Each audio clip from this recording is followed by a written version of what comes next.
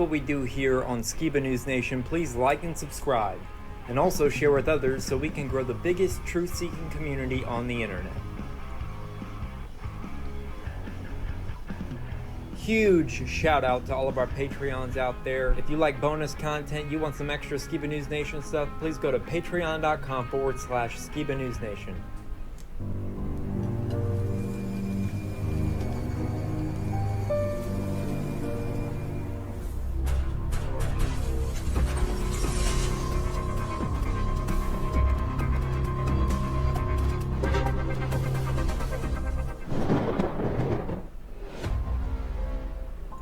Welcome to Skiba News Nation, bringing you unfiltered views, news, interviews, discussions, and more.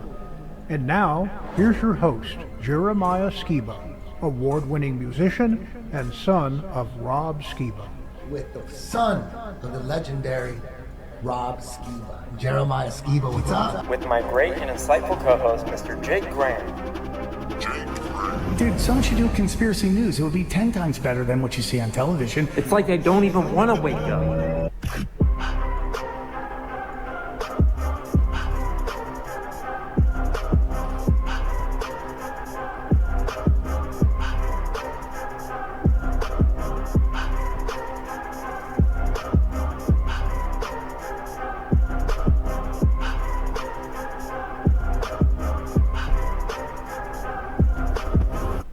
He's on a quest for truth.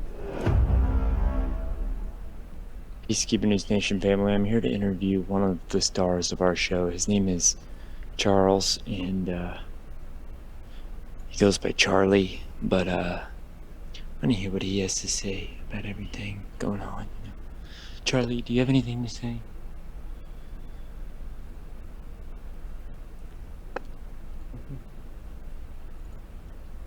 You don't have anything to say?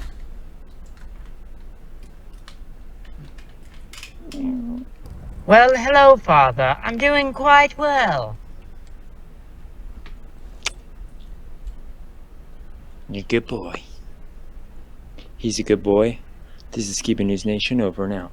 Roger Dodger. Bet you weren't expecting that. Hey Skiba News Nation family, welcome to episode 141 of Skiba News Nation, your weekly source of the latest news, controversial topics, conspiracies, forgotten history, and so much more. I'm your host, Jeremiah Skiba, and today we'll be talking about UFOs have been seen all across our skies. New UFO crash that the government tried to hide from us. Tragic Louisville plane crash. What happened? Trump admin officials moving to military bases because of threats of assassination.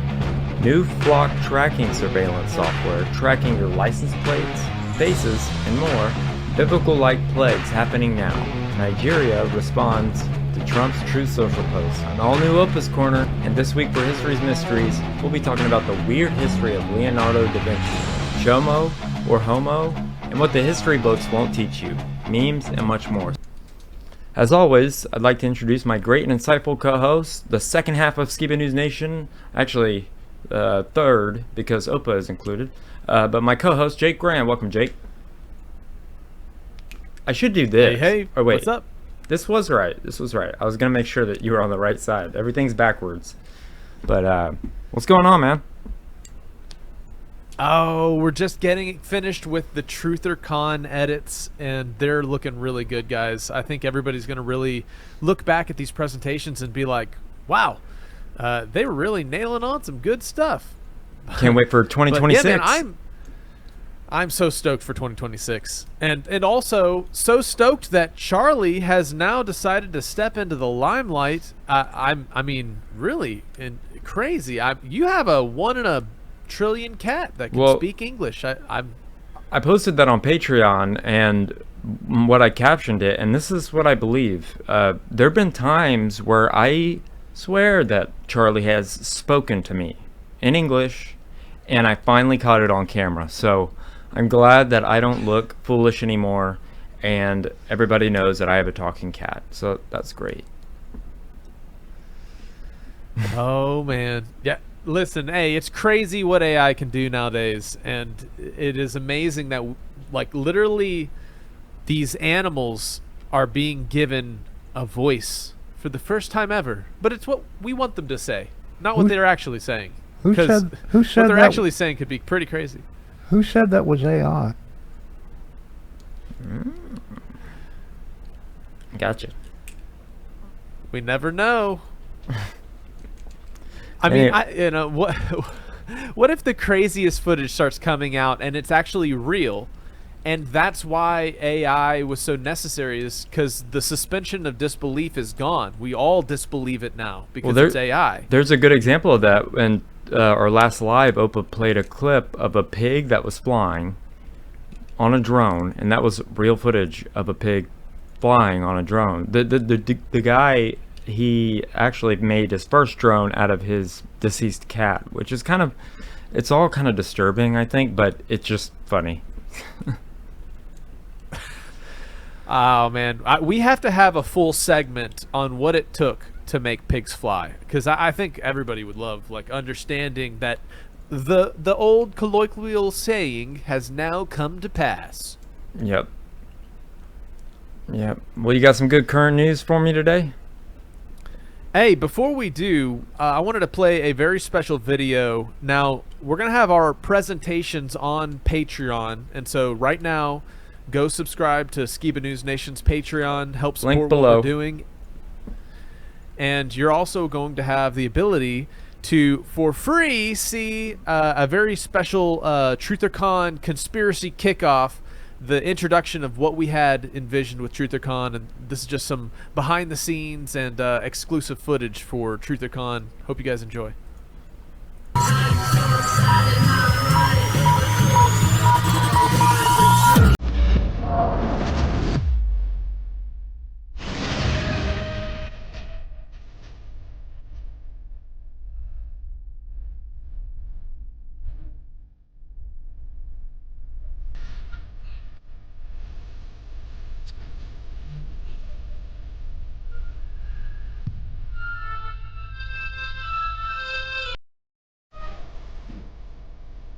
Hello.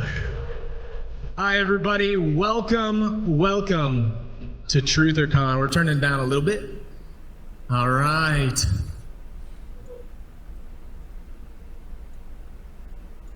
Welcome to TrutherCon. Our vision is to grow the largest and most profound exposition of truth in the modern age. Here, no truth is beyond reproach, but through diligent inquiry and efficient conversations, we hope to find that which is precious, the unadulterated truth. So, what does TrutherCon mean? Some of you conspiracy theorists out there may have speculated it means TrutherCon job. Maybe they're putting you in here to get you on a list or something, you know? Well, psych, you're probably already on a list. Have you guys seen some of your Google searches? Well, really, it could be Truther Conversation. It could be Truther Connection. Let's not let it be Truther Contention. Ask questions, hard questions, but remember, we're here with a common goal, and not everyone will agree with you. My name is Jake Grant, and I'm a co-host of Skiba News Nation. Yeah. Now, some of you may even be here because of that very name, Skiba. I was blessed for several years to get to work alongside and learn from the man, Rob Skiba. And many of us have over the years. He was such a prolific presenter. For those who are unfamiliar, he was one of the most prolific flat earth researchers out there. Always loved his presentations. Yeah, he dived deep into Nephilim and interesting extra biblical texts and topics.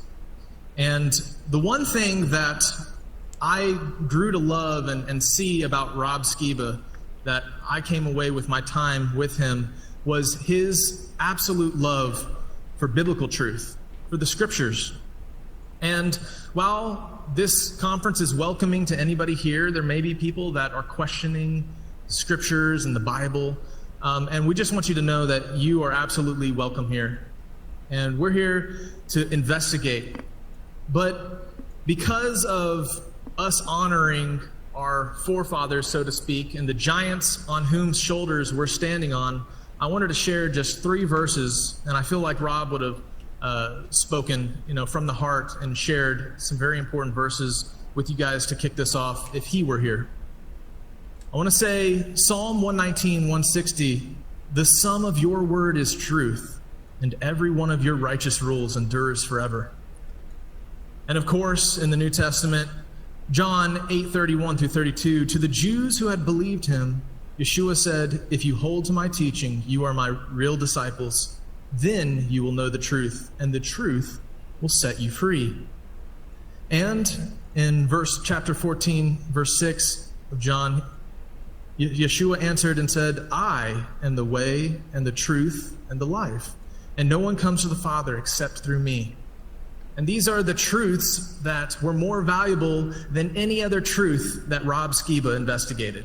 And he continually spoke those truths whenever he would present and speak.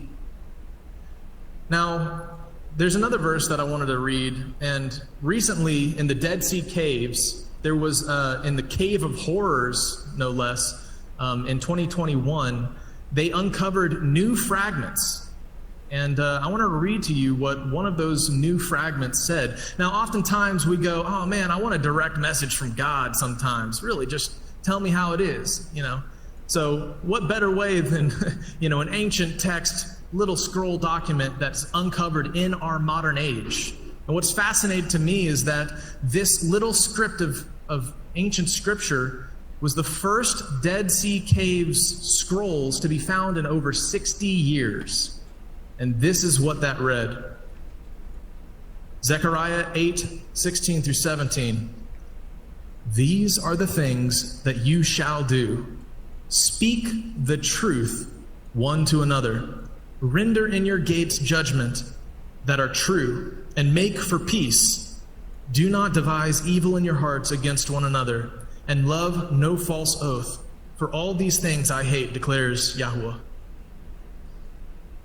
All right, that's as far biblically as I'm going to get this morning. But I think I'm making my point clear here is that what we want for TrutherCon is to be an amazing opportunity for you guys to connect with one another, for us to ask hard questions for the presenters that are coming up, but to not do so in a contentious way, because we're all here with a common goal, to seek after truth together. And so what we've done is we've collected and provided a eclectic mix of a wide range of presenters from a variety of specialties. And today we're going to have kicking us off Jeremiah Skiba, and in a moment I'm going to introduce him on. But first, we have a short video about the legacy that we're trying to uphold here with TrutherCon. I don't care what it costs. I want to know what the truth is. And I hope that people, my son, anybody, if my name comes up, whether you like me, whether you agree with me or not, at least you can respect the fact that he's on a course for truth. He's on a course for truth. Hi, Sheila Skiba here. Just wanted to say thank you for joining us today. I can't believe it's been a year, but we have great expectations and hopes for the future. Thank you for joining us as we continue our quest for truth. As my mom said, thank you again for being here with us. We want to rejoice and be thankful for the time we did have so we can share it with others and continue and stay on our quest for truth. This is a time to be anticipating great things, and the best is yet to come. Thank you for your prayers, love, and support. We love you, and thanks for being part of our family.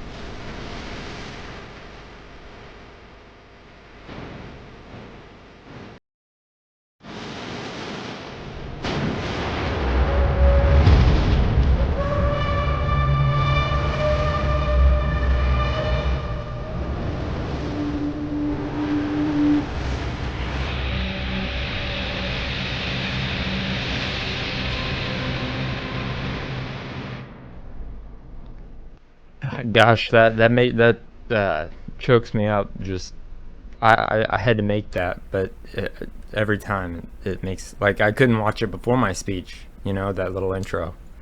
But that is why we did it and why we still do it. Great job, man. Well, guys, yeah, we had an amazing time at TrutherCon, and I know we've been talking about it a lot, but if you guys want to see how it went down and all of the insight and research that was poured into and condensed down into this conference for everybody, we recorded it as well as we could, and we have it on Patreon, so go and check it out. Awesome, man. All right, guys, you ready to get into the news? Let's do it.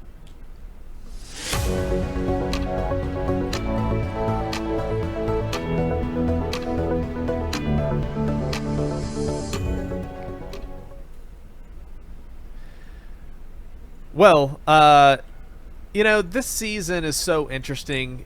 I think during our live stream, it was on the Hallows Eve of the World's Reckoning, right?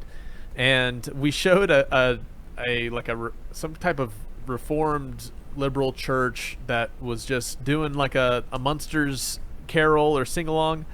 And I found another one that is almost like so highly produced at a mega church, it's just like mind-blowing. And, you know, every time we'd come around in this season, I remember talking about on the Virtual House Church, you know, the concept that these holidays, these times where the world celebrates these corporate holidays, right?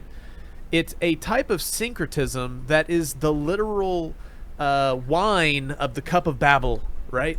And the confusion that is given to people from Babel is a removal of your heritage, a removal of your identity, and what's replaced is these corporate state-sanctioned holidays. Have you ever wondered why certain holidays are national holidays? It's kind of interesting, right? And this church just reminded me so much, because I know people out there are like, oh, what's the big deal? It's just Christmas and Halloween and Easter. And here it's just, check this out. It's a whole thing. Come on, somebody make some noise this morning if you're grateful to God. Church, you can be seated. Wow. I mean, welcome everybody to Church by the Glades. I don't even know what to say. What up? You worshipped so well. Y'all did. It sounded beautiful. Let me make a couple introductions here. My name is Morticia Adams. And this is my Uncle Fester. Okay. Come join the dysfunctional family. Hi, Cousin Ed. Cousin Ed, let me ask you, is that a keratin treatment? Rugged baby bumpy bumpy. Thou shalt be stop this, repent and you'll be free. Repent and you'll be free. Wicked men build religions to blind you. Dig a grave so nobody can find you. Buried alive inside of their lies. Nickel and dime to find all your time, so that you can find the truth. We're a guest, and you're confused. Welcome to the weirdest weekend of the year at CBG. I acknowledge the fact it's a little bit out of the norm, a little different, but we're having a little fun. We embrace the fun and the spooky of this season, and I'm going to tell you why in a few moments if you're confused and wonder why. But I want to do a little study with you today, and of course you've picked up on the theme this year. It's an homage to the Addams Family. Anybody old enough you remember the Addams Family? No, what's the Addams Family? So I guess you can say syncretism gets us great entertainment value. But, oh man, you know, personally, it's Yahuwah never said, worship me however you feel. He said, do not worship me the way the nations do. And, you know, I'm not trying to be hard on anybody. Like I said, syncretism has great entertainment value, man. It's so crazy to see how far churches come in the modern age. Well, I think that I'm surprised that didn't happen at a church called Prestonwood that's out here. Every year they put $1 million into making a Christmas dance thing, and Santa literally comes down from the rafters. Christmas pageant. Yeah, it's so retarded. And also Joel Osteen. Yeah, they have the weirdest, most expensive, these little pageants, as Zuppa said. I mean, that's the best way to explain it. It's like, it's just kind of cringy, you know? Especially to us. Yeah. I mean, you know, as they say, different lures for different skewers. Yep. No, they don't say that. I just made that up just now. Well, that's what they say. You said it, they say it, you know? You are they. Or you are they, them. Oh no. That's only the demons. Right. Oh, man. Well, hey, there's been some crazy UFO, UAP stuff going around.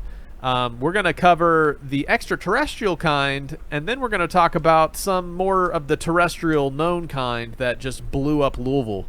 But, yeah, thousands of UFOs spotted off U.S. coastline raise new national security fears, experts say. It's very interesting. Here, let's see. Check this out. Dr. James Lukatsky worked for the DIA, or Defense Intelligence Agency, and says the goal of the program was to figure out UFO technology and to one day build our own. He spoke exclusively with 8 News Now Chief Investigator George Knapp. George now joining us live in studio. Yeah, we're a big racing town now, right? Formula One, NASCAR, etc. But Las Vegas is known now as a racing town, but the most important race, perhaps on the planet, was headquartered right here. It was a race to see which nation would be the first to crack the code and replicate the propulsion system of these mysterious machines seen for decades in our skies and oceans. The race is real, and it's still underway. We are in a race for the tech? Yes. Yes, absolutely. For more than 80 years, the U.S. government has told the public not to fret about UFO intrusions because nearly all of them are explainable. Behind the scenes, though, intelligence agencies and the Pentagon acknowledge there is a deadly serious contest to figure out UFO technology before Russia or China do.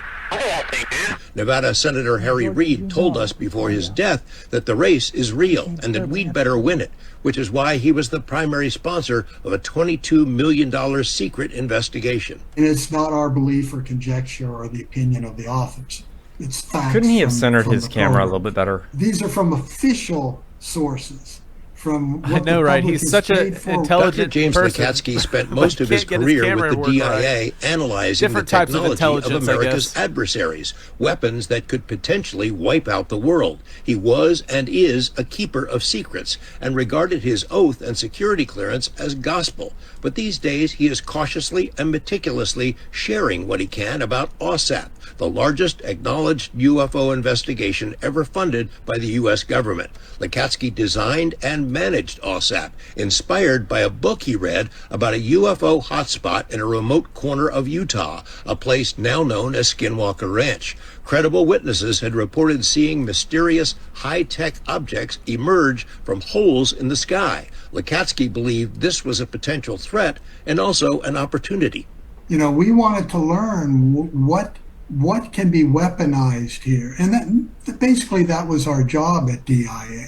Lukatsky visited the ranch, escorted by its owner, Las Vegas tycoon Robert Bigelow, had his own bizarre experience there, then convinced DIA leadership that an investigation was warranted. Senate Majority Leader Harry Reid and 2 of his Senate colleagues agreed, and OSAP was born. The program was housed within a subsidiary of Bigelow Aerospace, had a team of 50 full-time investigators, and conducted an unprecedented investigation in near total secrecy. Lukatsky and his team produced an astounding amount of material, including 115 thick documents and the world's largest UFO data warehouse. 14 years after OSAP ended, the DIA has yet to release any of the original material. Lukatsky is doing it himself. His latest book, New Insights Inside the U.S. Government's UFO Program, makes the case that UFOs and paranormal phenomena related to UFOs are generated by someone or something that is not us. Can we say they're not human? I don't think you can. We can be pretty well sure we're not dealing with humans. The material in the book is from government files, compiled by government personnel in a government-funded program. It may not count as official disclosure, but it's in the same ballpark. New Insights includes remarkable UFO incidents, cases in which airline pilots were followed by huge unknown craft which changed shapes while in the air. Eyewitnesses who experienced inexplicable physiological changes after their close encounters, others who suffered major medical consequences, outbreaks of bizarre paranormal phenomena, and entities in the homes of dozens of people who had earlier seen orbs, triangles, or other weird craft. Newly unveiled events from in and around the Utah ranch are the stuff of nightmares, including creature sightings, macabre animal mutilations, and even an incident from the oddities known as the Men in Black. Lakatsky flat out admits the government has in its possession at least one recovered craft of unknown origin, a flying machine with no wings, no engine, no fuel tanks. How do you know it's a craft if it has no fuel tank? You didn't actually see it fly, or I mean, are you convinced it is some sort of a craft, a machine? Yes. And by the way, Senator Reid asked the same question. We're all going against the wind. The wind's 120 knots from the west. Like the late senator, Lakatsky has no doubt our adversaries have their own programs to reverse engineer UFO tech. The OSAP program completed almost everything it was designed to do in its 27-month existence. After that, the funding was suddenly paused. Fingers are pointed at multiple possible culprits, but Lakatsky now reveals the person responsible was Harry Reid himself. The senator confided to Lakatsky there was a spy in his Washington office who was leaking information to help the candidacy of Reid's 2010 opponent, Sharon Angle. Reid was widely expected to lose that race. So he's worried that if the story gets out, it affects his race and he'd no longer be a U.S. senator. And it would have. Reid surprisingly won that race in a cakewalk, but afterward was no longer the majority leader of the Senate. He was minority leader. Lakatsky says Reid kept his word and secured funding for OSAP to continue in some form. We'll explore that part of the story in a future report. And as a matter of disclosure, I was the journalist who was allowed to know about OSAP while it was underway, and later was a co-author of two earlier books by Dr. Lakatsky and his colleague, Dr. Colm Kelleher. I had no hand in this current book, New Insights. Pretty good stuff, though. Listen, the next time I have a secret to keep, I'm telling George. Because he's not going to tell anybody. By the way, we hear pretty much sure they're not human. Yeah. Both of our jaws dropped, right? George, thank you for that. Well, the largest UFO...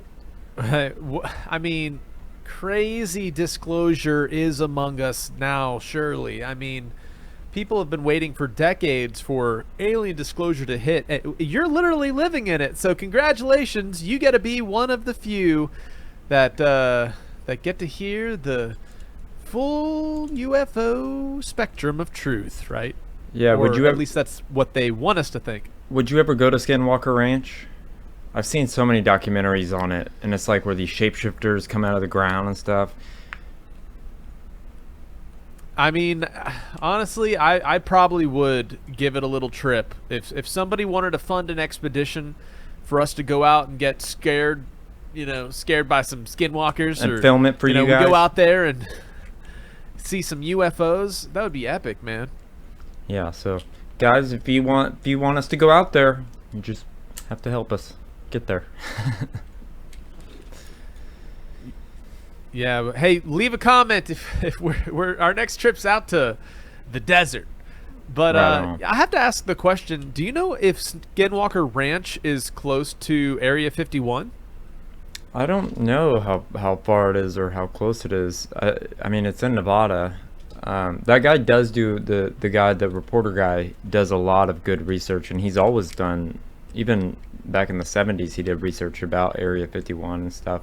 I think it's pretty close. I just looked it up. It says Skinwalker Ranch is approximately 500 miles northeast of Area 51. So not that close. I lied. Unintentionally, I lied. Okay, so Skinwalker Ranch is in Utah, and Area 51 is in Nevada. Well, other weird stuff happens in Utah, I can tell you that. Mormons. Area 51 has actually been on the news lately. Check this out. An unknown object crashed near Area 51, and it fuels cover-up claims. There's a really intriguing story here. It says, Las Vegas, a mysterious object of unknown origin fell from the sky and crashed just outside of Nevada's secretive Area 51 military base. And 5 weeks later, the public is still in the dark. Surprise, surprise. The crash was quickly covered up, both literally and figuratively. Now News Chief Investigator George Knapp of Nexstar's KLAS thinks the official story as told by the military is demonstrably false. How quickly might the government respond to the crash of an unknown object? What happened back on September 23rd on public land outside the boundary of Area 51 is a textbook example of how crash retrievals work, one that locals have become accustomed to. Scanners and computers at Dreamland Resort listen to and record radio traffic inside Area 51 around the clock. And on the morning of September 23rd, Jorg Arnu heard some astonishing news.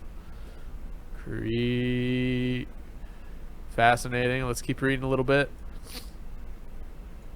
I had my cup of coffee, and I'm listening to Area 51 security, and all of a sudden, they got very serious and locked down the base. Arnu told KLAS. He learned there had been a large but totally secret air operation in the middle of the night and that something had gone wrong. We had an asset go down. Arnu recalled. This is not Creech security. This is Area 51 security, and they had an asset go down. Then the next thing you hear, UAV, unmanned aircraft with ordnance. He picked up details that strict security measures were implemented almost immediately. Not only was Area 51 itself locked down, but within a very short time, so too was a large swath of the Tikaboo Valley. Oh man, it became clear that some kind of craft had crashed miles outside Area 51's boundaries on public land adjacent to Highway 375, also known as the E.T. Highway. What do you think about that, guys? Yeah, the extraterrestrial highway. I mean, that's pretty interesting. A new UFO crash. I mean, you remember when I covered Aurora? That was like the first UFO crash. That alien allegedly is still buried there. So we need to get some ground penetrating radar, but they said it was unmanned, right? That stuck out to me is yeah, it said it's unmanned, but it said with ordnance. And And when the government tries to cover it up, that's kind of sketchy. Yikes. Yeah, if I had access to ground penetrating radar, I would have so many things that I'd be mucking around trying to see what was underground. Yeah, I would just be scared the residents would come out and be like, "What are you doing in our cemetery?" You're just penetrating the ground with my radar. Yeah, just trying to see who's down there. Just trying to see who's down there. Oh, man. Well, that was covering UAPs and extraterrestrial or unknown objects crashing and flying around in our atmosphere. But this is a news story just breaking today as of recording on the 5th. A large airplane crashed at Louisville Airport. Check this out. Pretty crazy footage. We're going to first see some dash cam footage of the actual crash, which is some of the best I've seen so far. And then we're going to see actually what happened with this aviation disaster.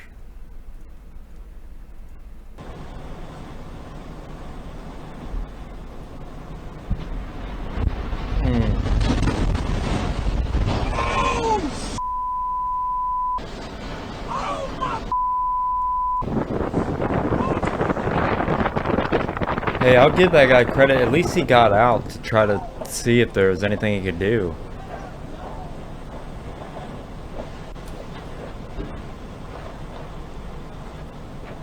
I mean, you can't really do anything when there are that many flames, I guess. Crazy footage. Let's see it one more time, because I have not. Have you guys seen anything as clear as this shot?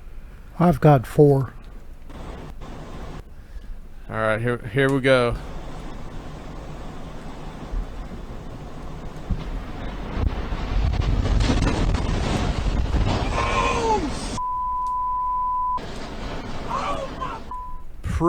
Pretty shocking, and I have just one more video on this, and then Opa has some clips from the same event, breaking down exactly what happened in today's crash.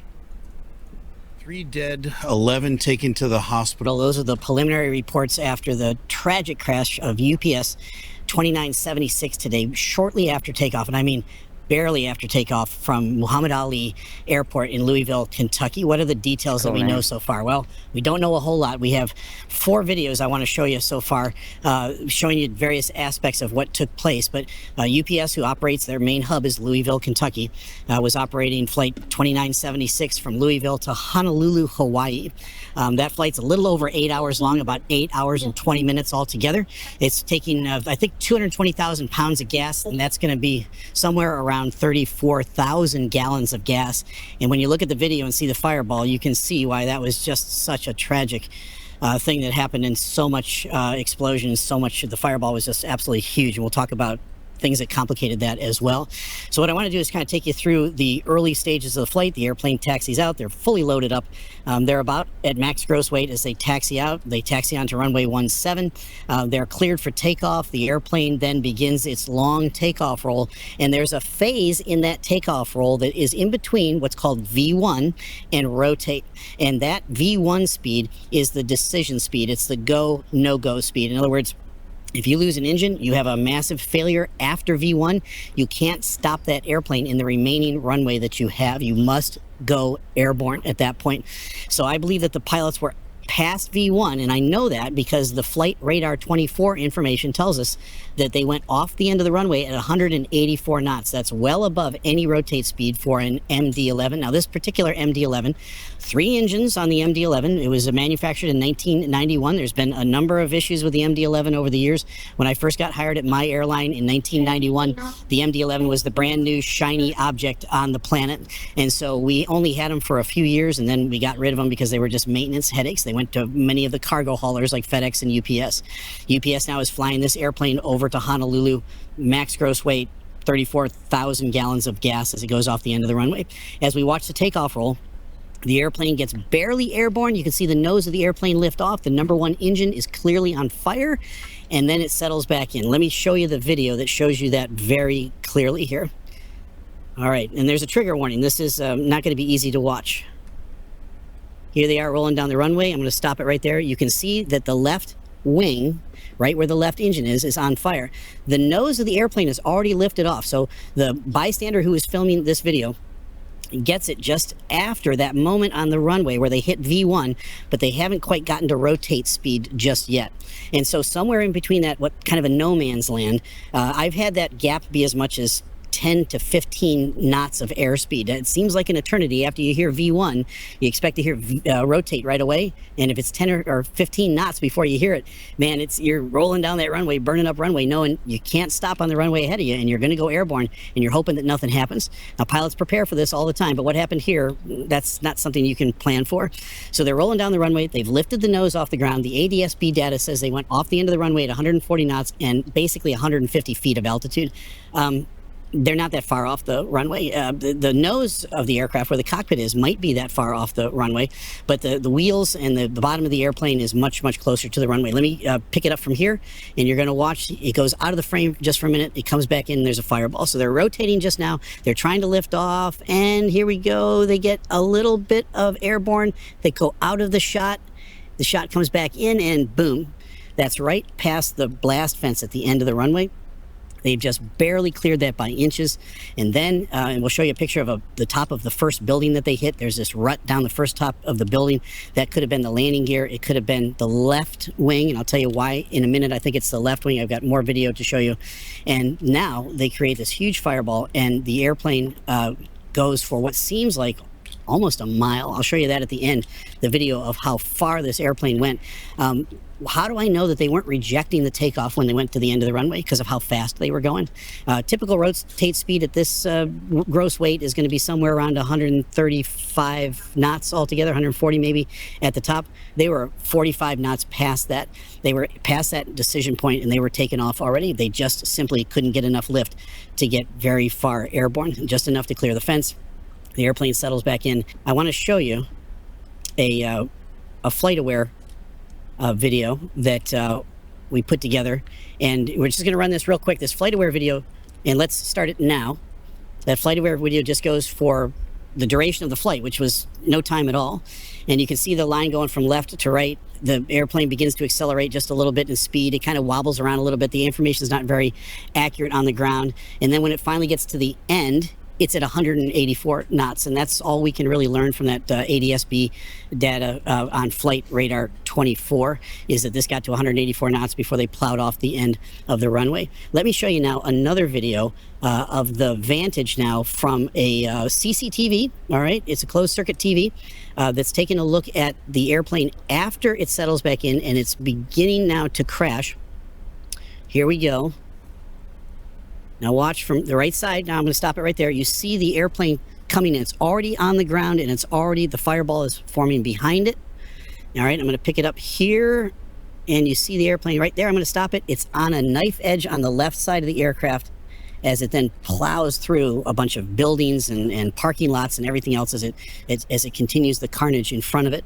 Why did this airplane go so far? Because typically something like this, if they were to crash land, the wings would catch, the wheels would catch, this aircraft would dig in, and it wouldn't go nearly as far as it went. I think it's because it went over on the left side, and so it's kind of like a knife edge. You can see that right wing with the right engine intact, by the way, up in the air. So this aircraft now is just plowing a knife edge in, and it's going to go for quite a long time, but it's got all of that momentum because it was going 184 plus miles per hour knots when it went off and it crashed. So I'll finish this video. Oh, that's hard. It's hard to watch. It's just really difficult to watch. So what's the big picture on all this? What's the most critical phase of flight? The most critical phase of flight is the takeoff phase. Why is that? Because in the takeoff phase, you're the heaviest you're ever going to be. You got the most fuel on board that you're ever going to have. You're the slowest that you're ever going to go, and you're fully configured. And most importantly, you've got almost all of your power all the way up. So when you're landing, you're much lighter, you have much less fuel, and your power is pulled all the way back. So if you need to go around, you got all that power you can bring on to fly out of whatever situation you find yourself in. Not the same on a takeoff. So these guys are going down the runway. Something happens between V1 and rotate speed, and it's catastrophic. I have never seen an uncontained fire on an engine like this. Now, there's a video I'm going to show you here right now that is a picture of an engine sitting off of the runway. I've been told that it's the #1 engine off of this MD-11. It's not verified. None of the news services have reported that yet, so I don't want to get out over my skis on this because it could have been photoshopped. But if the left engine did fall off of this aircraft, it would explain a lot. You can see the engine is on fire as they're kind of, wobbling and rotating into the air. The engine might have already departed. It tore a bunch of the left side of the wing apart. You got this now uncontrolled fire going on, all of that loss of lift. And why the left knife edge? Because that right engine is still producing full power. So it's forcing the airplane to turn like this, right? And you're gonna counter that with right rudder. You're gonna try to bring the nose back around. But in a situation like this where the engine on the left side has completely departed and you got full power on the right side, it's going to be so dramatic, it's going to be very, very difficult to keep that nose from coming all the way around to the left. So it does make sense that that left wing or that left main mount gear would dig into that building as it was coming down into it. As it did that, the airplane kept rolling over, and as it rolled over on that knife edge, as you saw in the last video, they just kind of plowed right in, and they just kept going with all of that momentum.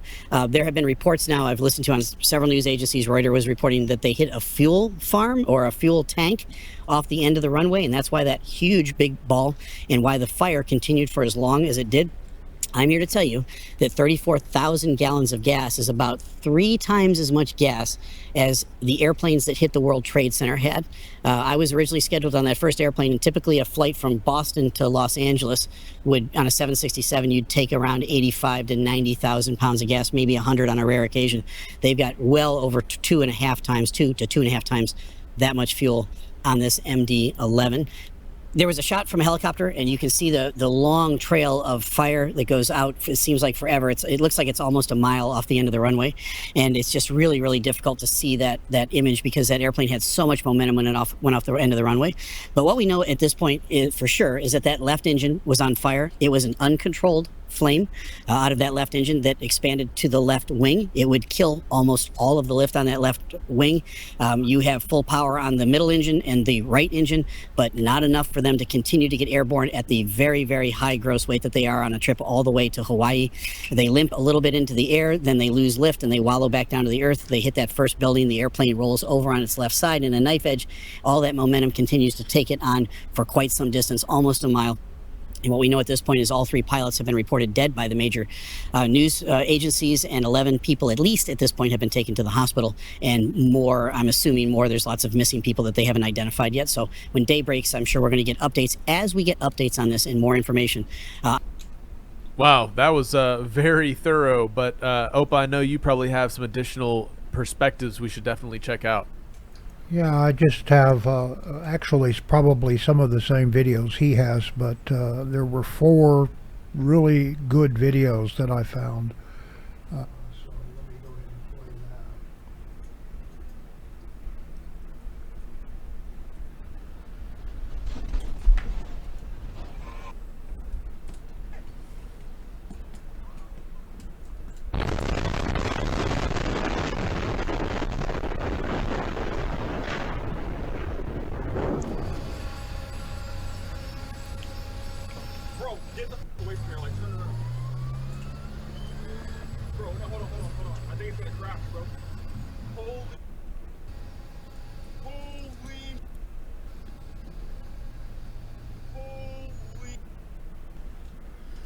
I mean, the voiceovers, like, people taking the videos are so shocked. Like, I can't imagine saying something like that. I will say that the airport does have a cool name.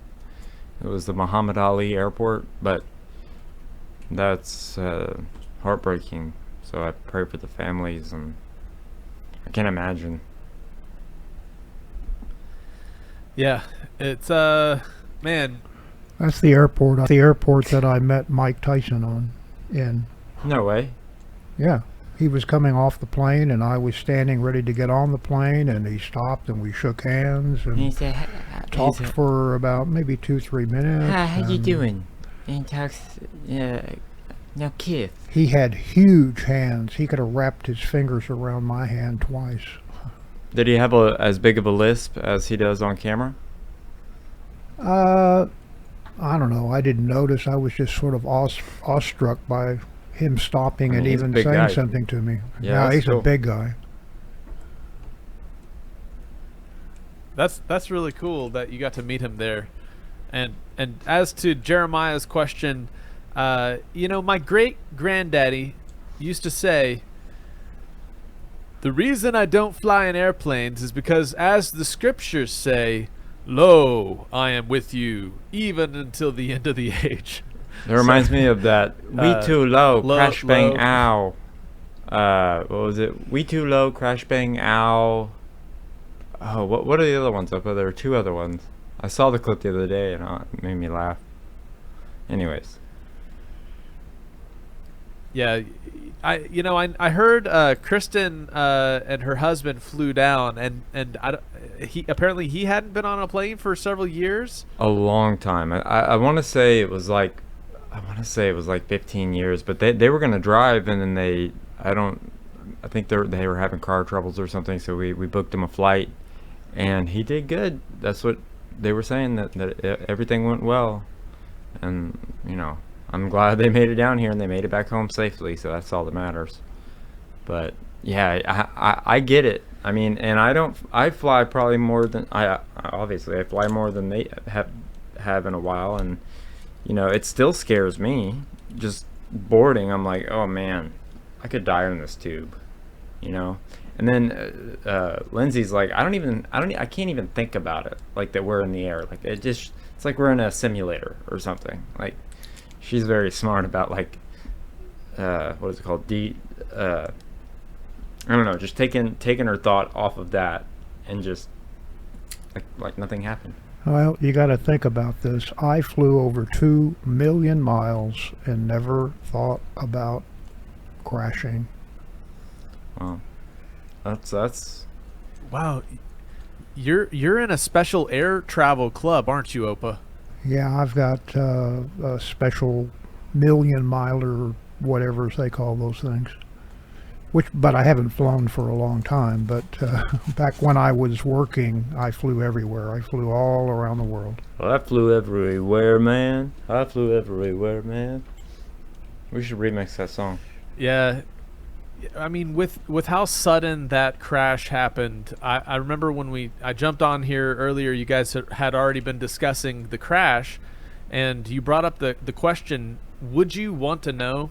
Like, I mean, what were you guys saying? I was kind of like, whoa, I came in on a dark topic. But Well, Opa was saying that when you were landing, they used to show you like a camera shot of them landing, and I was like, yeah, back in well, my time, the American Airlines is when they first got these video screens on the seat backs. The airlines didn't know exactly what all to do with them, so American Airlines put a camera, and you could actually see the takeoff and landings on the seat backs. You know, the passengers would watch, and they had that for quite a while. Matter of fact, I've been on, I don't know, half a dozen flights where they had that, where I could watch the takeoff and landings, and it was kind of cool. But they decided to stop that and take them out right after the crash of their airline. Probably 9/11. No, it was in the Chicago one where it lost an engine, and it was a DC-10, which is like a DC-11.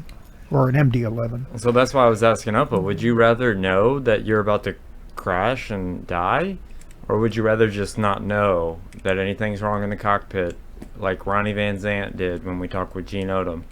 And just, you know, like Gene knew that they were going to crash, so he was preparing for it, but Ronnie was still asleep on the floor and thought that Gene was messing with him. So I don't know. It was a rough question. It's kind of hard to think about. Yeah, we're never promised tomorrow. So, would you rather know or not know?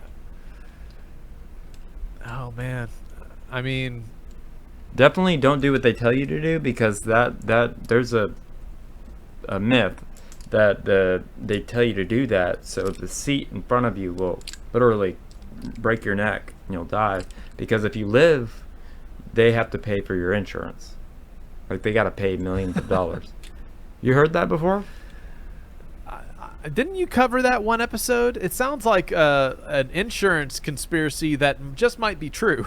Yeah, it's I don't know. I heard it like in 8th grade, which was a really weird conversation to have when you're in 8th grade. But it was. If it's going to happen to me on an airplane, I want it fast. Because I've seen incidents where, especially I think it was Japan Airlines, where the flight was crippled and couldn't do anything for over a couple of hours. Probably like burns and all kinds of stuff. Well, no, I mean it was, and there was that Hawaiian airline flight where the whole top of the airplane ripped off, and they did end up landing, but a lot of people died. But I mean, to be up there in the air for a long time before it finally crashes is awful. Yeah, or you could be on a plane like MH3, whatever, the one that went missing, and aliens start surrounding it, and then you just poof. Yeah. MH370. And just remember to sit in seat 911, right? Mm-hmm. or A11 or no, I think 911's better. They should have a seat 911. Yeah, there's that one seat that everybody seems to. Oh, like that tragedy. Like that tragedy. That's why I get it. Yeah, that's what Norm would have said. I was gonna say that's a damn long airplane. Seat 911, please. Yeah, you're all the way in the back. Well, yeah. Well, let's move on. So we have Dabu77 just did a interesting report on how top Trump officials are moving into military bases over assassination fears. This is kind of interesting. Check this out. But a single shot. What's up, guys? D7 back at you. As always, a lot going on out there, but we've got some moves being made here that I wanted to point out that we haven't seen at this level before. We've got multiple Trump administration officials, high-level officials, high positions, trying to move on to military bases. Many of them are making this move right now. Some already have. Others are trying. Now, Army Secretary Dan Driscoll, he's trying to make this move. Kristi Noem was one of the first to do this. We also have now Stephen Miller packing his family up and moving into the area in D.C. known as General's Row or around that vicinity. You have Marco Rubio that lives on the base as well. You have Pete Hegseth. Then you have Tulsi Gabbard trying to get on to the base to live with her family. All because they fear for their lives. They're saying that they fear the repercussions of what is to come with protests, with riots, assassination attempts, all this stuff. And then there's more that they will not name because of national security and to keep them safe. They will not name these individuals. So we don't even know who they are that they're moving into the base because they all fear for their lives. So we've seen a lot of action, a lot of protests over the years. BLM, we've seen all kinds of crap. We've never seen officials start to flip out and geek out like this and go running for cover into the military bases. It's as if they're expecting something huge to happen. Huge. I think we can all feel it in the air. The question is what, when? It could be a combination of things, but one thing's for sure at this point. They're telegraphing that they know something huge is coming that's going to make the people upset en masse. And they're basically running into hiding, into a protective space here.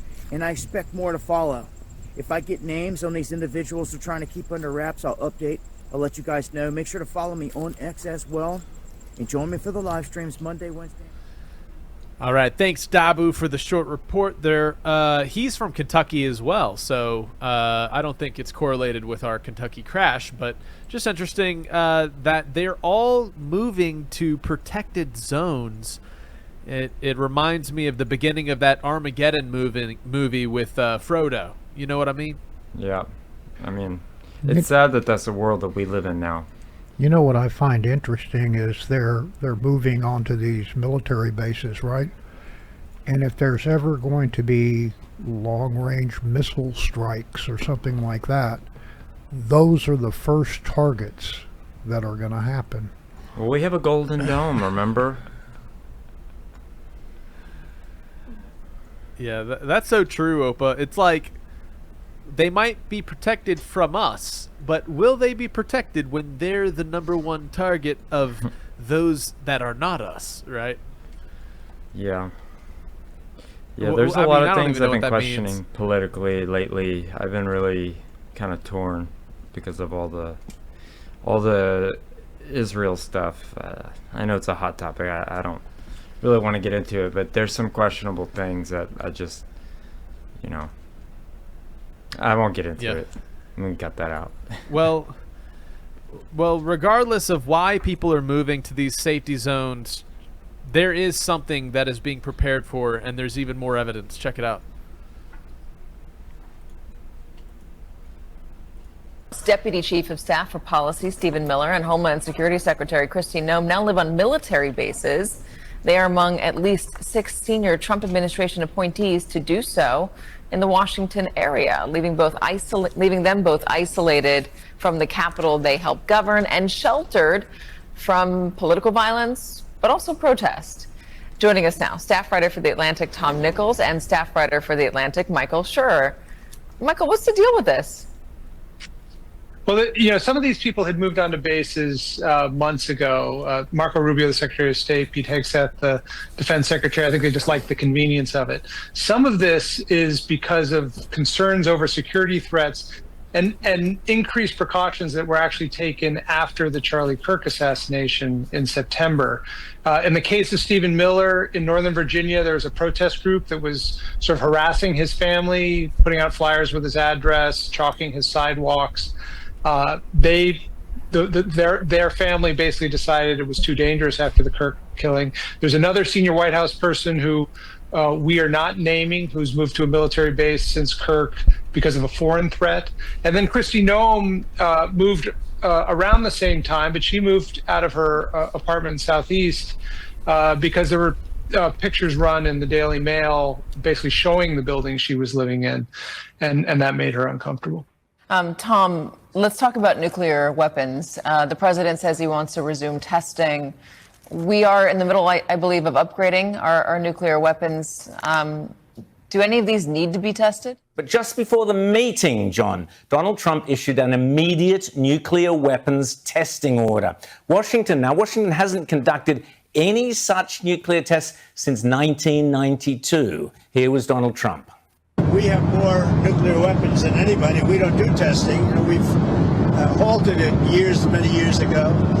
But with others doing testing, I think it's appropriate that we do also. Nuclear testing makes people a bit jumpy, but John, what's been the reaction in the United States?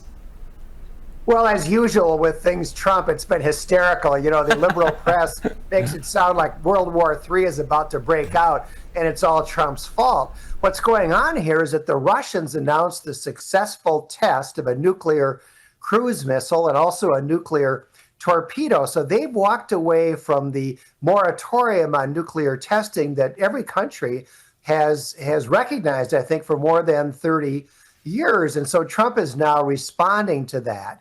And frankly, we have this big nuclear arsenal, but we haven't tested it. You know, we haven't tested anything in 33 years. I think it's probably a good idea for us to test a few of these nuclear weapons and see if they actually still work.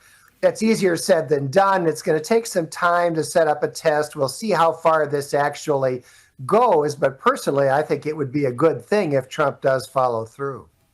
It'll be fascinating where these tests take place is always the one that seems to drive everyone crazy. But if there's one thing the left hate or fear even more than nuclear testing, John, it has to be Donald Trump running for a third term. And he keeps waving this threat at them. Have a listen. I have my highest poll numbers that I've ever had. And, you know, based on what I read, I guess I'm not allowed to run. So we'll see what happens. John just says you're trolling when you talk about a third term. Well, I don't think he said that. I don't think he'd use that term, but it's a very interesting thing. I have the best numbers for any president in many years, any president. And I would say that if you read it, it's pretty clear. I'm not allowed to run. It's too bad. I missed him. But we have a lot of great people. So, John, is this just a clever way of kind of not being a lame duck president, which is great, or is there more to it?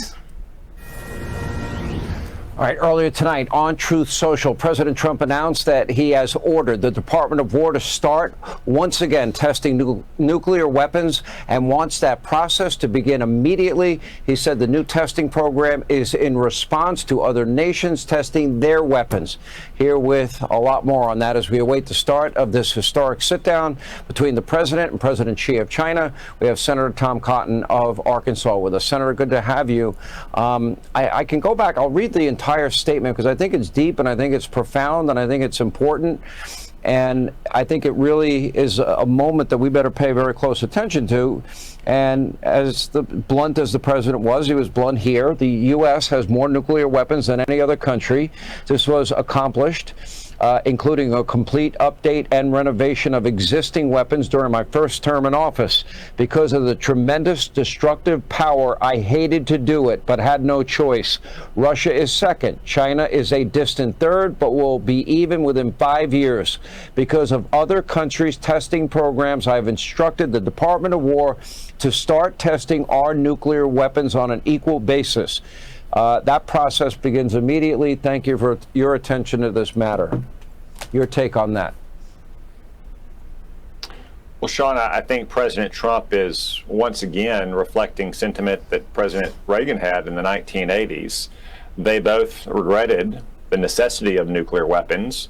They dreamed of a world in which we might not have nuclear weapons. But as long as adversaries like communist Russia back in the day, and today Russia and communist China have nuclear weapons and they're rapidly expanding their arsenal and they're testing their weapons, the United States can't afford to unilaterally disarm. That we have to make sure that our nuclear arsenal is second to none, that it won't be overmatched by the combined forces of Russia and China, that our aging weapons are still usable, and that our new weapons are designed and made properly. So I agree with what President Trump has announced. It's only sensible that in a world when Russia and China are threatening the United States with a rapidly growing and novel nuclear arsenal, that we have to take steps to defend our way of life, because that's what our nuclear arsenal does. It truly defends our way of life. It really does, by every measure. I will tell you this, if you look at your screen, it looks like the motorcade, President Trump has already arrived moments ago. It looks like the motorcade, I have to assume, of President Xi is pulling up now as we speak. And this historic meeting, it is, I can see a Chinese flag on the front of that car.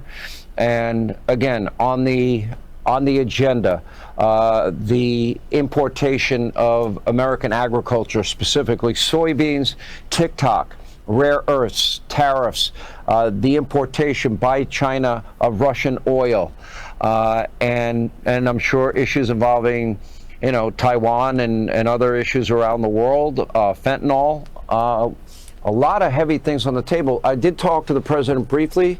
He seemed optimistic, but he lives for these moments. He loves to sit. He loves to talk. He loves to negotiate. I think Trump would like not to be seen as a lame duck. They came out with Trump 2028 red hats, and they had him in the Oval Office, and the Democrats went nuts, because the Constitution is very clear that you can only be elected president twice. Now, of course, Donald Trump Jr. could run in 2028. And the other thing that has been floated is maybe somebody else could run as president and Trump could be the vice president. And then after Inauguration Day, the president would resign, and that would make Trump president. I think legally that actually would work. But Trump, again, talking to reporters on Air Force One, as he does all the time, said, no, I wouldn't do that. People wouldn't like it. It wouldn't be right. And so, no, there is zero prospect of Donald Trump having a third term. And lastly, for a bit of fun, John, this Halloween, Donald Trump and the First Lady have held a trick-or-treat event at the White House. Here was their entrance.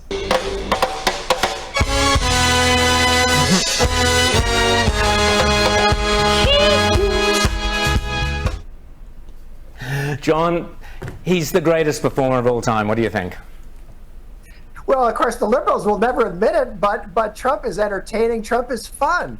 And this was a great event. I think they had several thousand people there. White House go to staff, that than the military, church. law enforcement. I can tell you that. And the remarkable thing about it is that Trump had just gotten off the airplane from flying back from Asia. The man is just inhuman. Anybody else would be fast asleep. But Trump gets off the airplane, he goes to the White House, and he's out there handing out candy bars to kids trick-or-treating all night long. It's fantastic. What an extraordinary president. What an extraordinary time we are living through. John Heinderreker.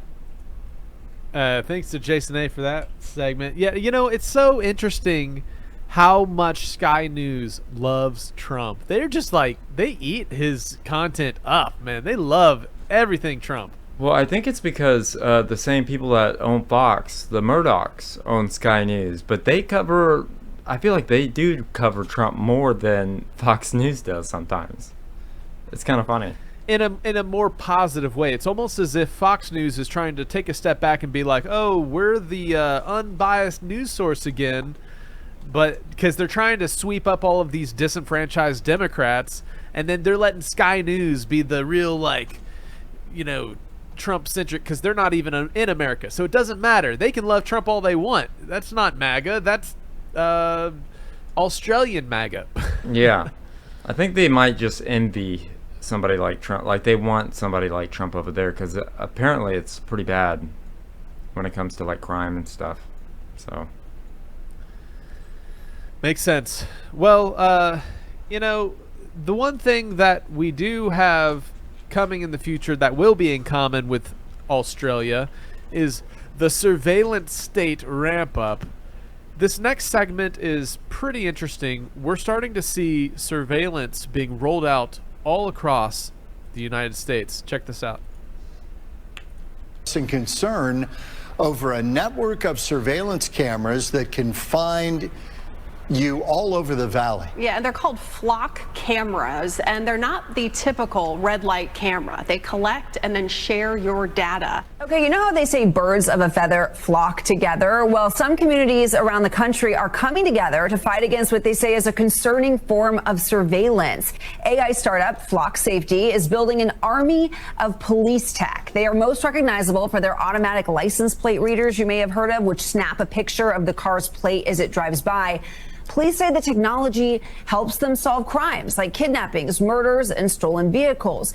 And while this tech, it has existed for some time, Flock is now the first to centralize it into a single nationwide database that thousands of police departments can access at any time without a warrant. It's at the end what the fourth industrial revolution will lead to is a fusion of our physical, our digital, and our biological identities. When I wrote the book, I started to write it for years ago. It was published 3 years ago. It was sold, very interesting, over 1 million times in the world. And what is interesting is that 800,000 copies, more than 800,000 copies of those 2 million were sold in 3 countries alone: China, Japan, and South Korea.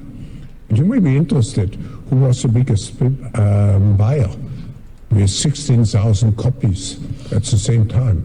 It was the Korean military. Because the fourth industrial revolution will have a major impact also on warfare. Fox 10's Ashley Rodriguez is live to explain why many want the contract with the company to end. Ashley. Yes, so the people I spoke to today say that these cameras are a part of a rapidly growing AI surveillance network. And as you mentioned, they don't just collect your data when you commit a crime like running a red light or stealing a car. They collect your data all the time. And they don't just share that data with law enforcement agencies. They can share it with private companies, businesses, HOAs, anyone who subscribes to Flock services. Please, not HOA. My name is Bobby Nichols. I'm a Tempe resident of 25 years. Bobby Nichols stands before the Tempe City Council, hoping to call attention to the city's numerous Flock cameras, a system intended to capture a vehicle's fingerprint and share the information in the name of solving crimes. This is a clear abuse of our sensitive and personally identifying information. Nichols, now a candidate for city council, says the cameras that are in nearly every state are used by thousands of police departments and businesses. They capture every single car that passes by. They capture information about the make and model of the car, the license plate, who's driving the car, age, name, race, information like that, down to bumper stickers. Flock has recently partnered with Ring doorbell cameras, adding even more information to their database. He says to sell and use to train their future AI models. Flock says it does not sell data without consent from the customer.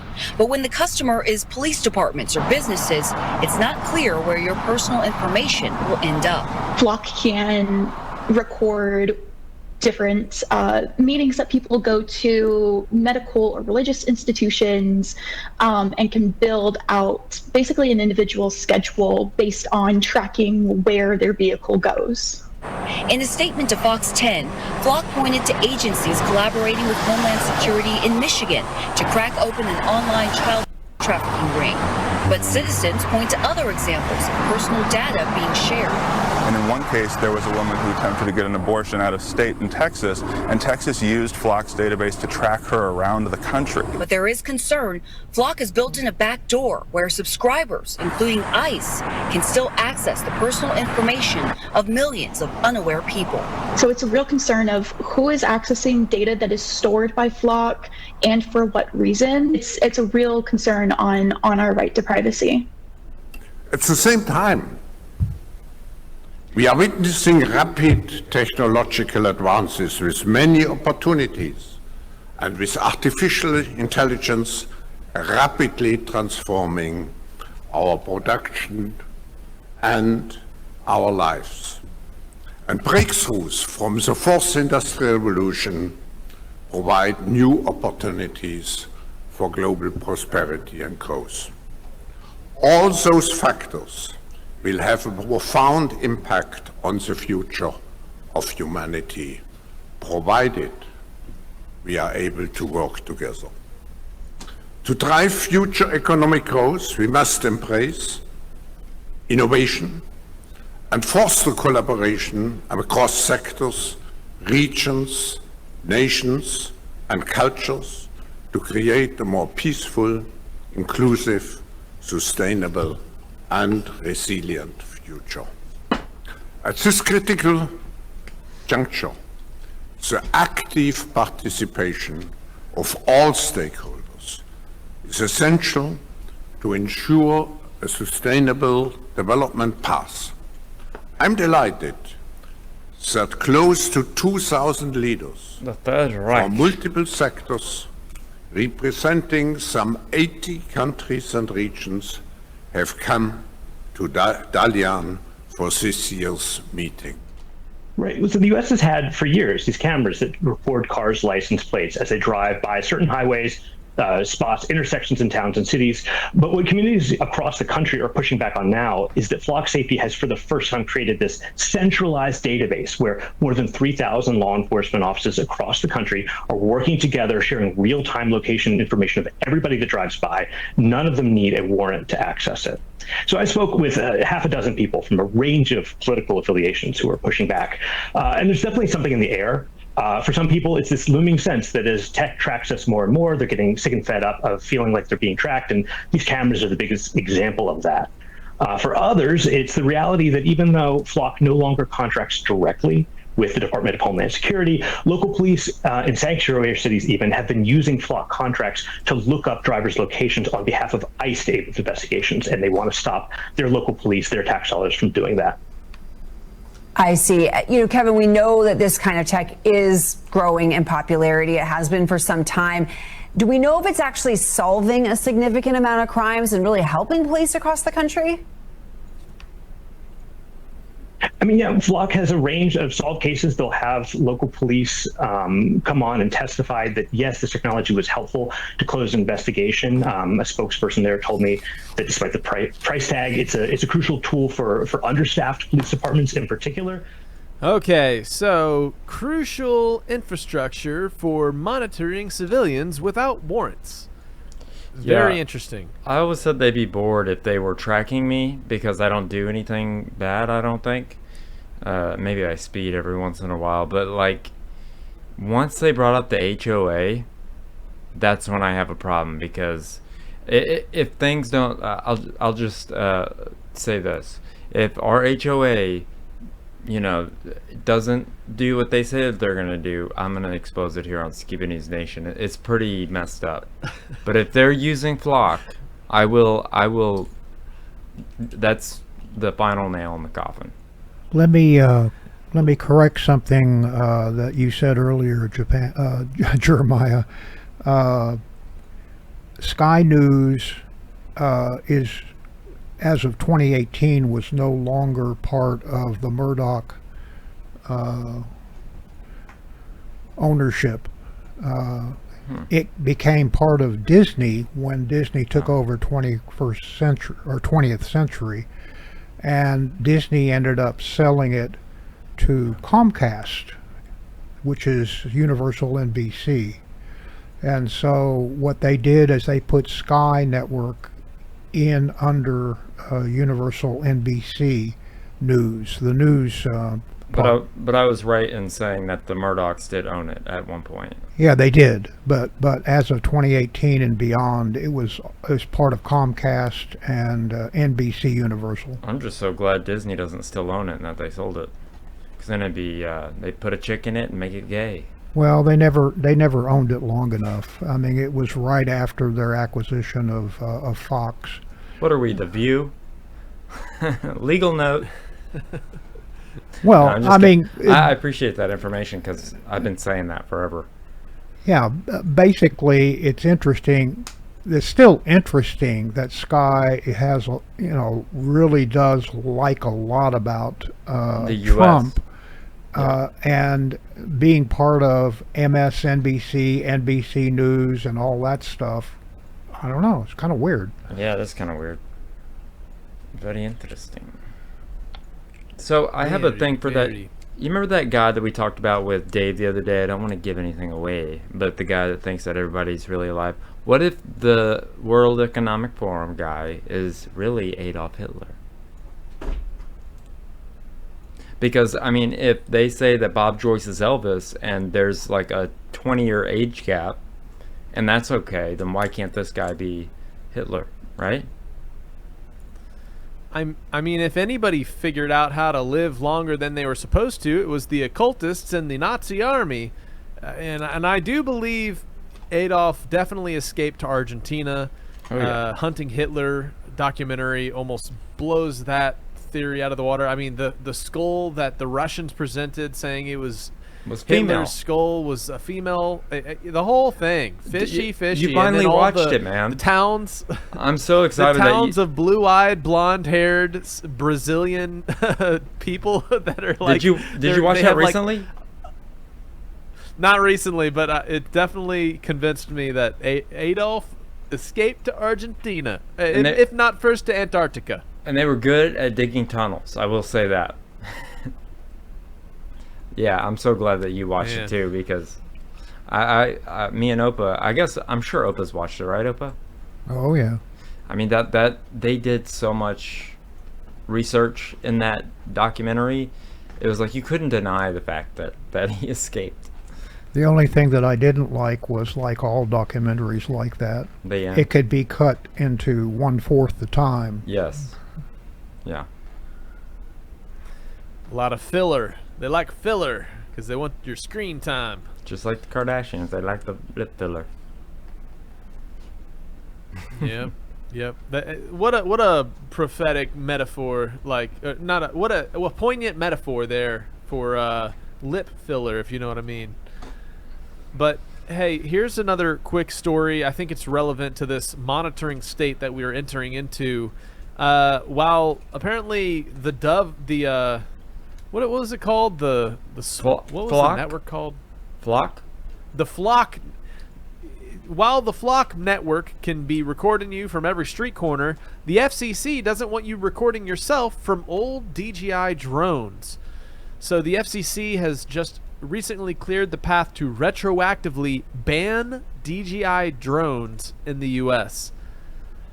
And of course, I know there's a lot of concern over the maluse of drone technology. Like we saw, people can strap grenades to them in Ukraine and they do some damage. So they're probably trying to hone in on this, but I think it's just another freedom that they're shooting after to take down, and make sure if you have one of these old DJIs, box it up and put it away, because they might be coming for them pretty soon. Yeah, we got one in the closet. Oh boy. Yep, I'll fix that one. Yep. Well, this next clip I think is really interesting. Your dad always loved J.P. Sears comedy. Oh yeah. And he recently posted an interview with Benjamin Netanyahu. Check this out. Mr. Netanyahu, it is an honor to sit with you. Now, the American people's position is they seem to have a lot of questions about Israel's relationship with the U.S. Would be unnatural to have a different position. Right, of course, completely unnatural. Sometimes stupid people have stupid questions because they don't know the correct answer. And one of the questions right before his death, I'm going to ask you about your phone call with Charlie Kirk. No, you're not. Of course, there's no reason we can't just move right along. Now, if I may, many Americans have the belief of America first, and accordingly, they've grown ever so slightly skeptical of the U.S.'s contributions to Israel, like fighting your wars, etc. But America first doesn't mean America alone, because all countries need allies. Oh, that's brilliant. Doesn't mean America alone. That's clever. But some have grown wary of our allies that just kind of like take and don't contribute anything in return. The problem that you've had over the years, the United States, is that you didn't have these allies pulling their weight. Well, that's very well said, sir. And Israel is an ally. It's a fighting ally that pulls its weight. Yeah, no. I mean, of course, Israel does. Not only that, not only do we fight, we don't ask for Americans to bring boots on the ground. We've done the job of defending ourselves pretty well, I'd say, over the last 7 years. Yeah, of course. So Israel is the one fighting ally you have that is able to defend itself by itself. Yes, yeah. I'm sure when most people think of countries that do a good job of defending themselves, like Israel's always one of the first that come to mind. But it's not only that. We've also defeated enemies who are your enemies who are trying to develop intercontinental ballistic missiles armed with nuclear warheads to attack your cities. That's what Iran was doing. We just knocked out Iran. Well, there's no doubt that that's true, that Israel knocked out Iran.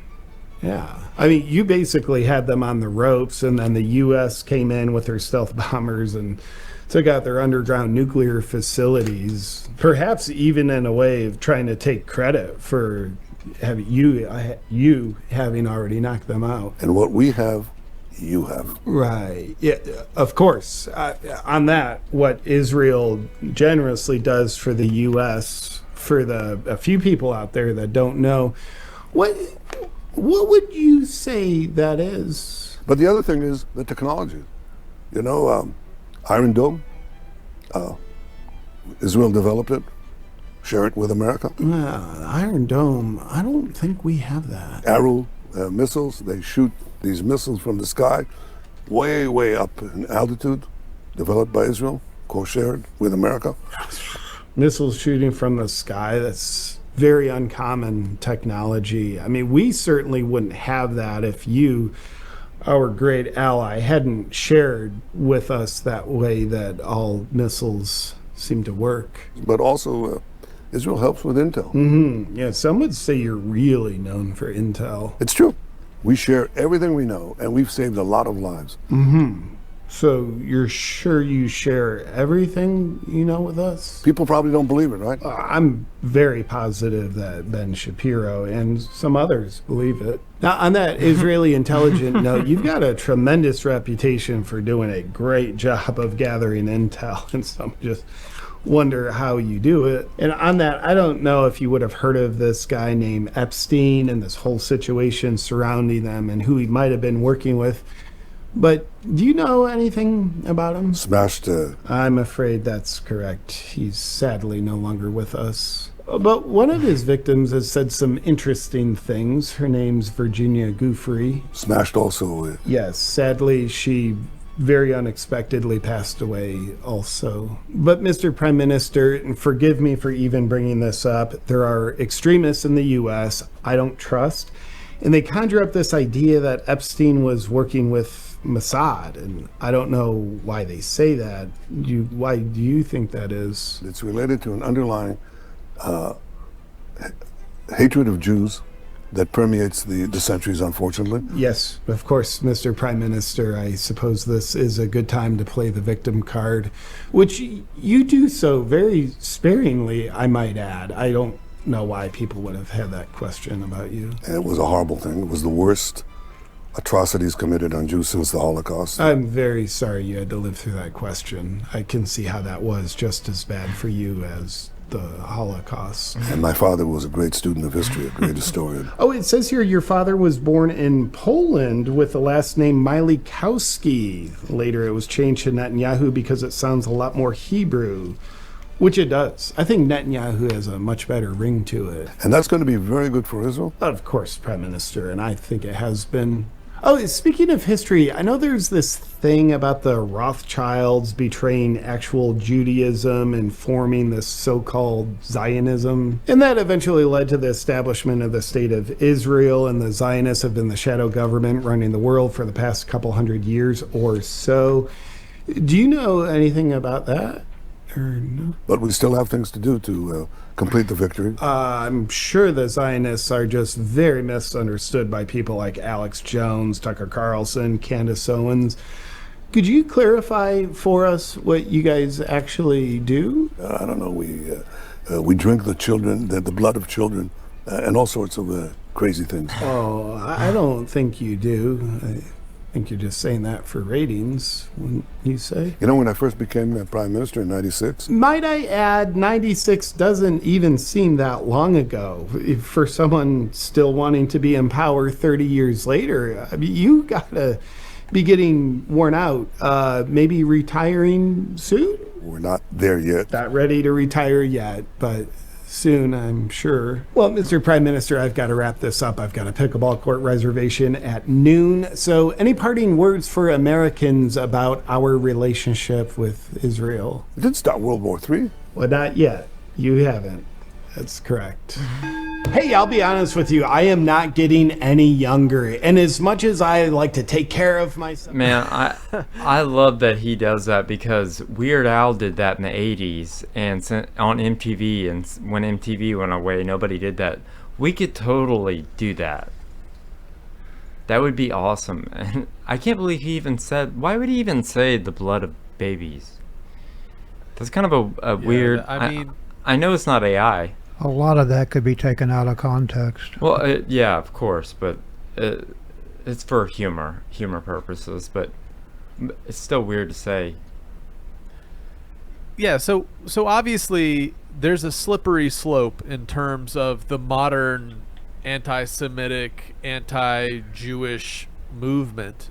There's that which is based in fact and investigation, like questions that should definitely be asked and should not be called anti-Semitic for being asked, because we are inquiring into a nation state, and sometimes just the terminology of Israel or Jew can be used to push off actual good questions which should be able to be answered. And on the other hand, there's this frenzy of just conspiratorial irrationality that we also see, which is definitely it's can be very bigoted and very harsh to people that might not be fully represented in the way that you're just lumping everything together, because there's definitely some tact that you have to go about nowadays, but there's actual laws and things that are been coming out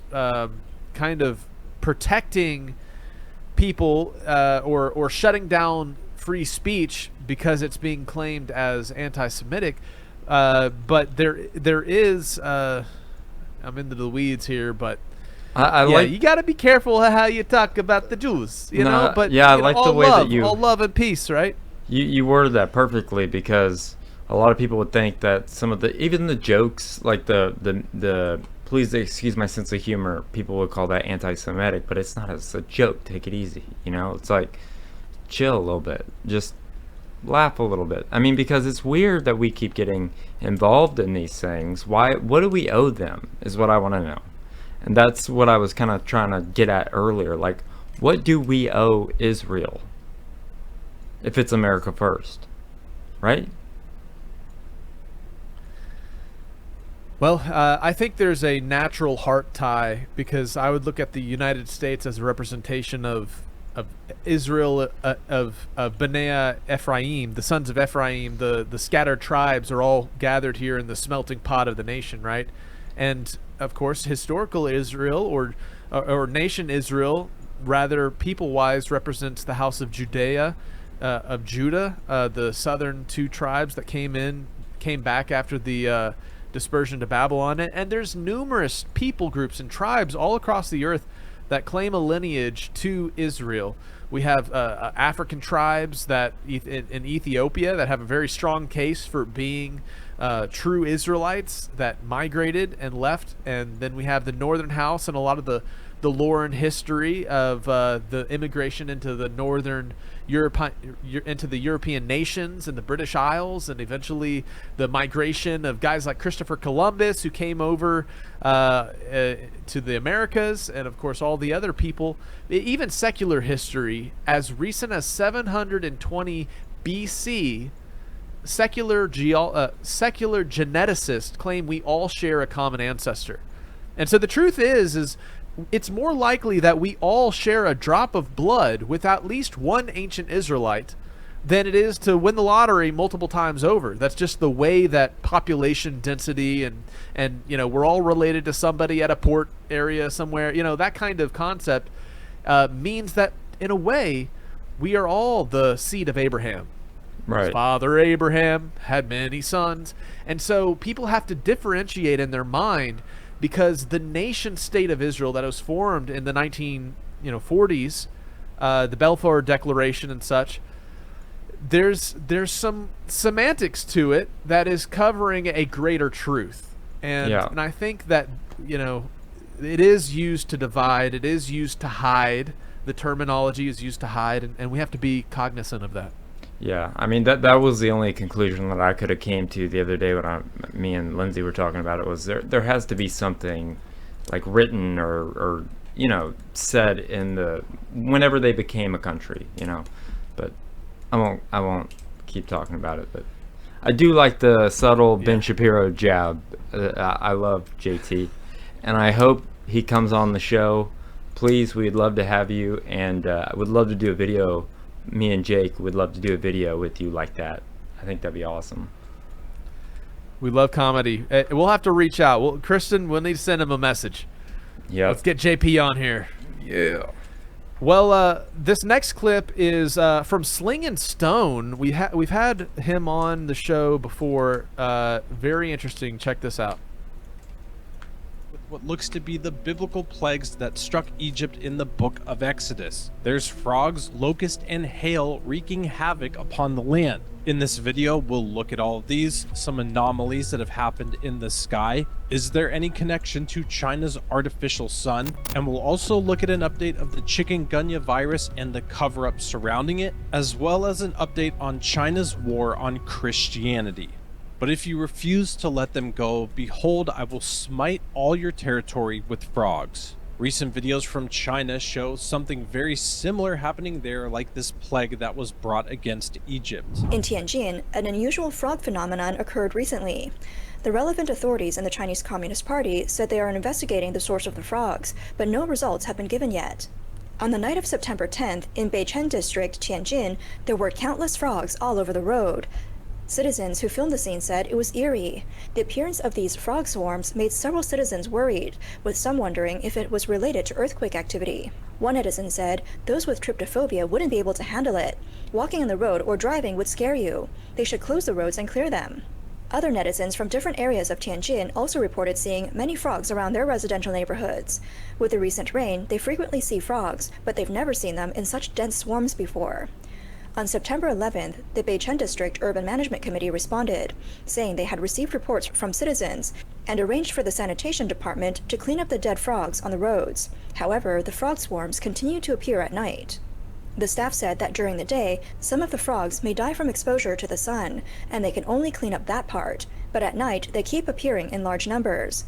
They mentioned that they've never encountered anything like frogs covering the streets before, and they don't know where they come from. In Exodus 10:4, God says that he will bring locusts against Egypt if they don't let his people go. The book of Joel references locusts being used as a form of judgment, and the book of Revelation has a type of locust entity coming out from the bottomless pit in the last days. China also recently experienced swarms of locusts invading their land. In Hunan, a swarm of locusts overwhelmed the land, devouring all the vegetation. This video from Manzhouli, Inner Mongolia, shows an unknown type of flying insect covering people in a storm. In mid-September, a netizen reported seeing a strange phenomena in many areas of Henan province. Small white insects flying everywhere. These insects, like snowflakes, float through the air, light yet relentless, making it impossible to avoid them. Some netizens exclaimed, "Those aren't bugs, it's like snow falling from the sky." These tiny white insects, no more than 1 or 2 millimeters long, have white bodies, delicate wings, and resemble small moths. They feed on plant branches and leaves, often gathering in large swarms. Their breeding capacity is remarkable, and they're known as whiteflies.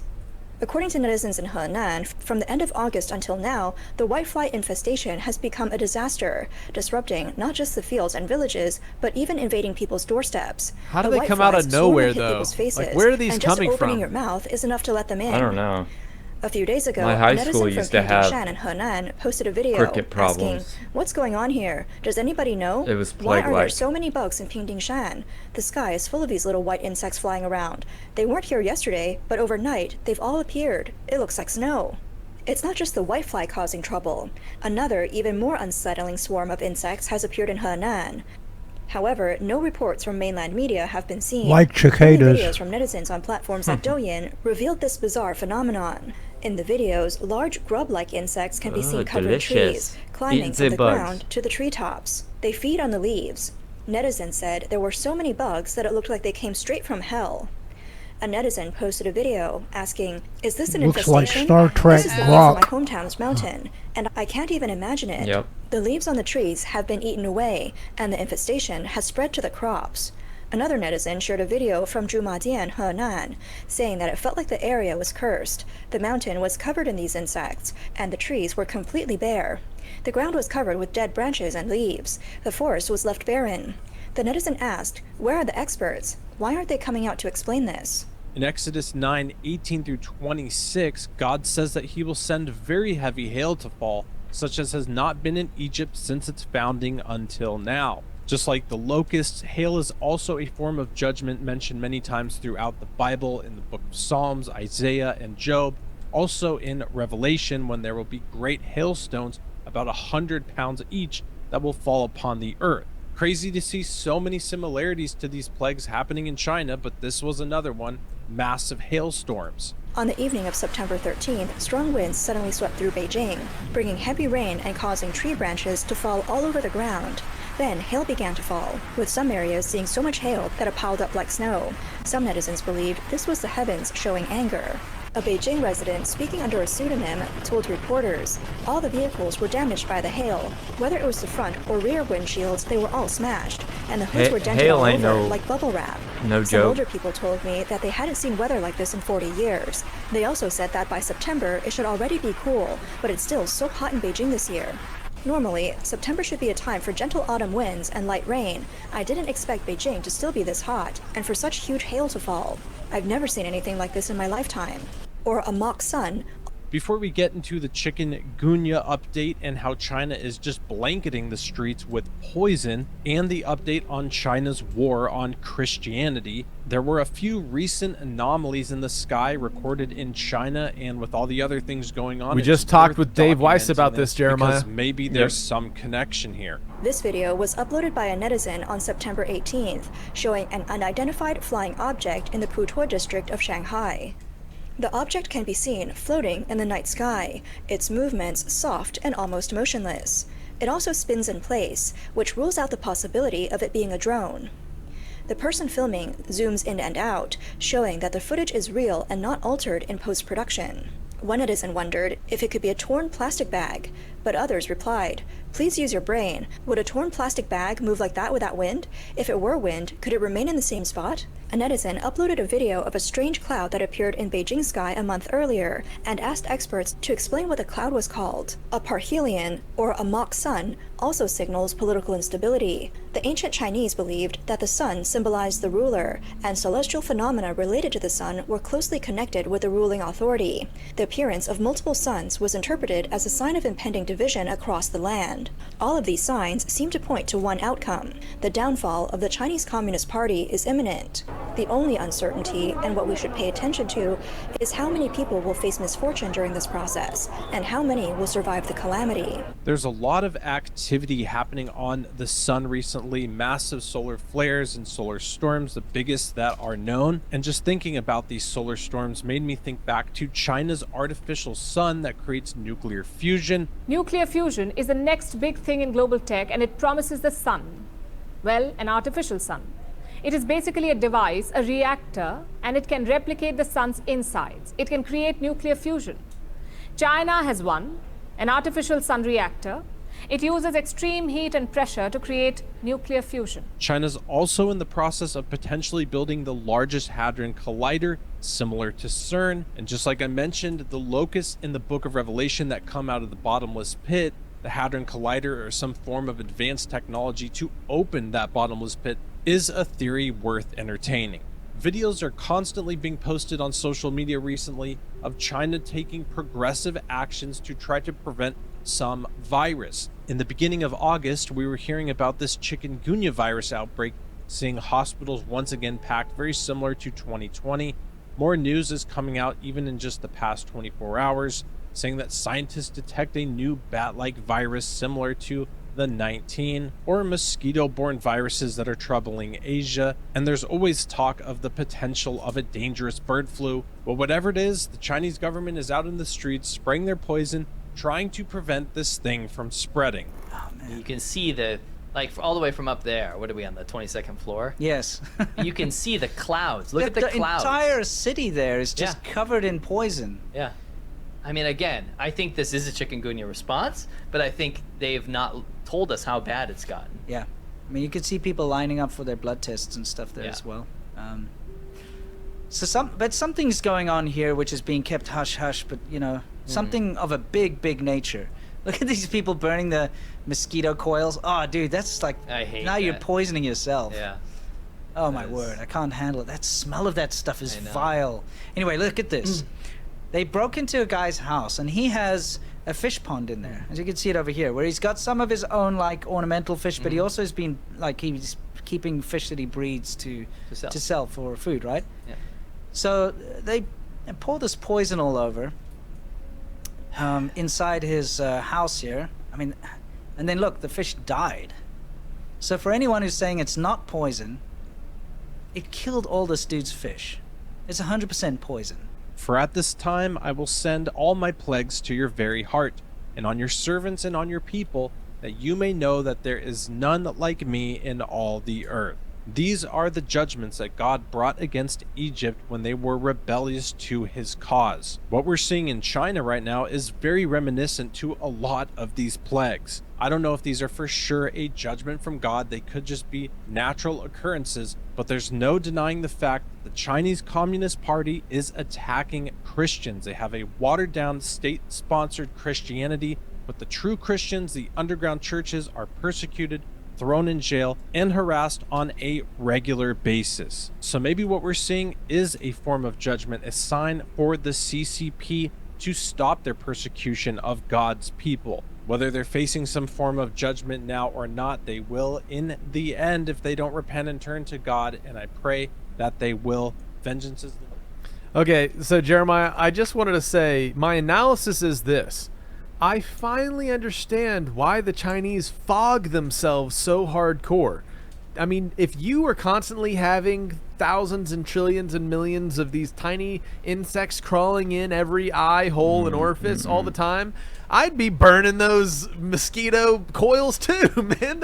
They're probably so sick of them bugs. They're just like, kill everything, kill everything. That's how I feel. That was in a my terrible house. Chinese accent. Kill everything, everything. You can't pronounce your R's. Yes. Or your L's. Your L's are R's. Oh man, yeah, pretty crazy. Yep. Well, his videos are trance-like. Oh, yeah. Sometimes he'll be talking, and then I'll just get so into the video where I'll just kind of like drift into it. It's so strange. He has such like a calming voice. I think that's what it is. But big shout out to him. Everybody go say hey to Michael from Sling and Stone Productions. Friend of the show.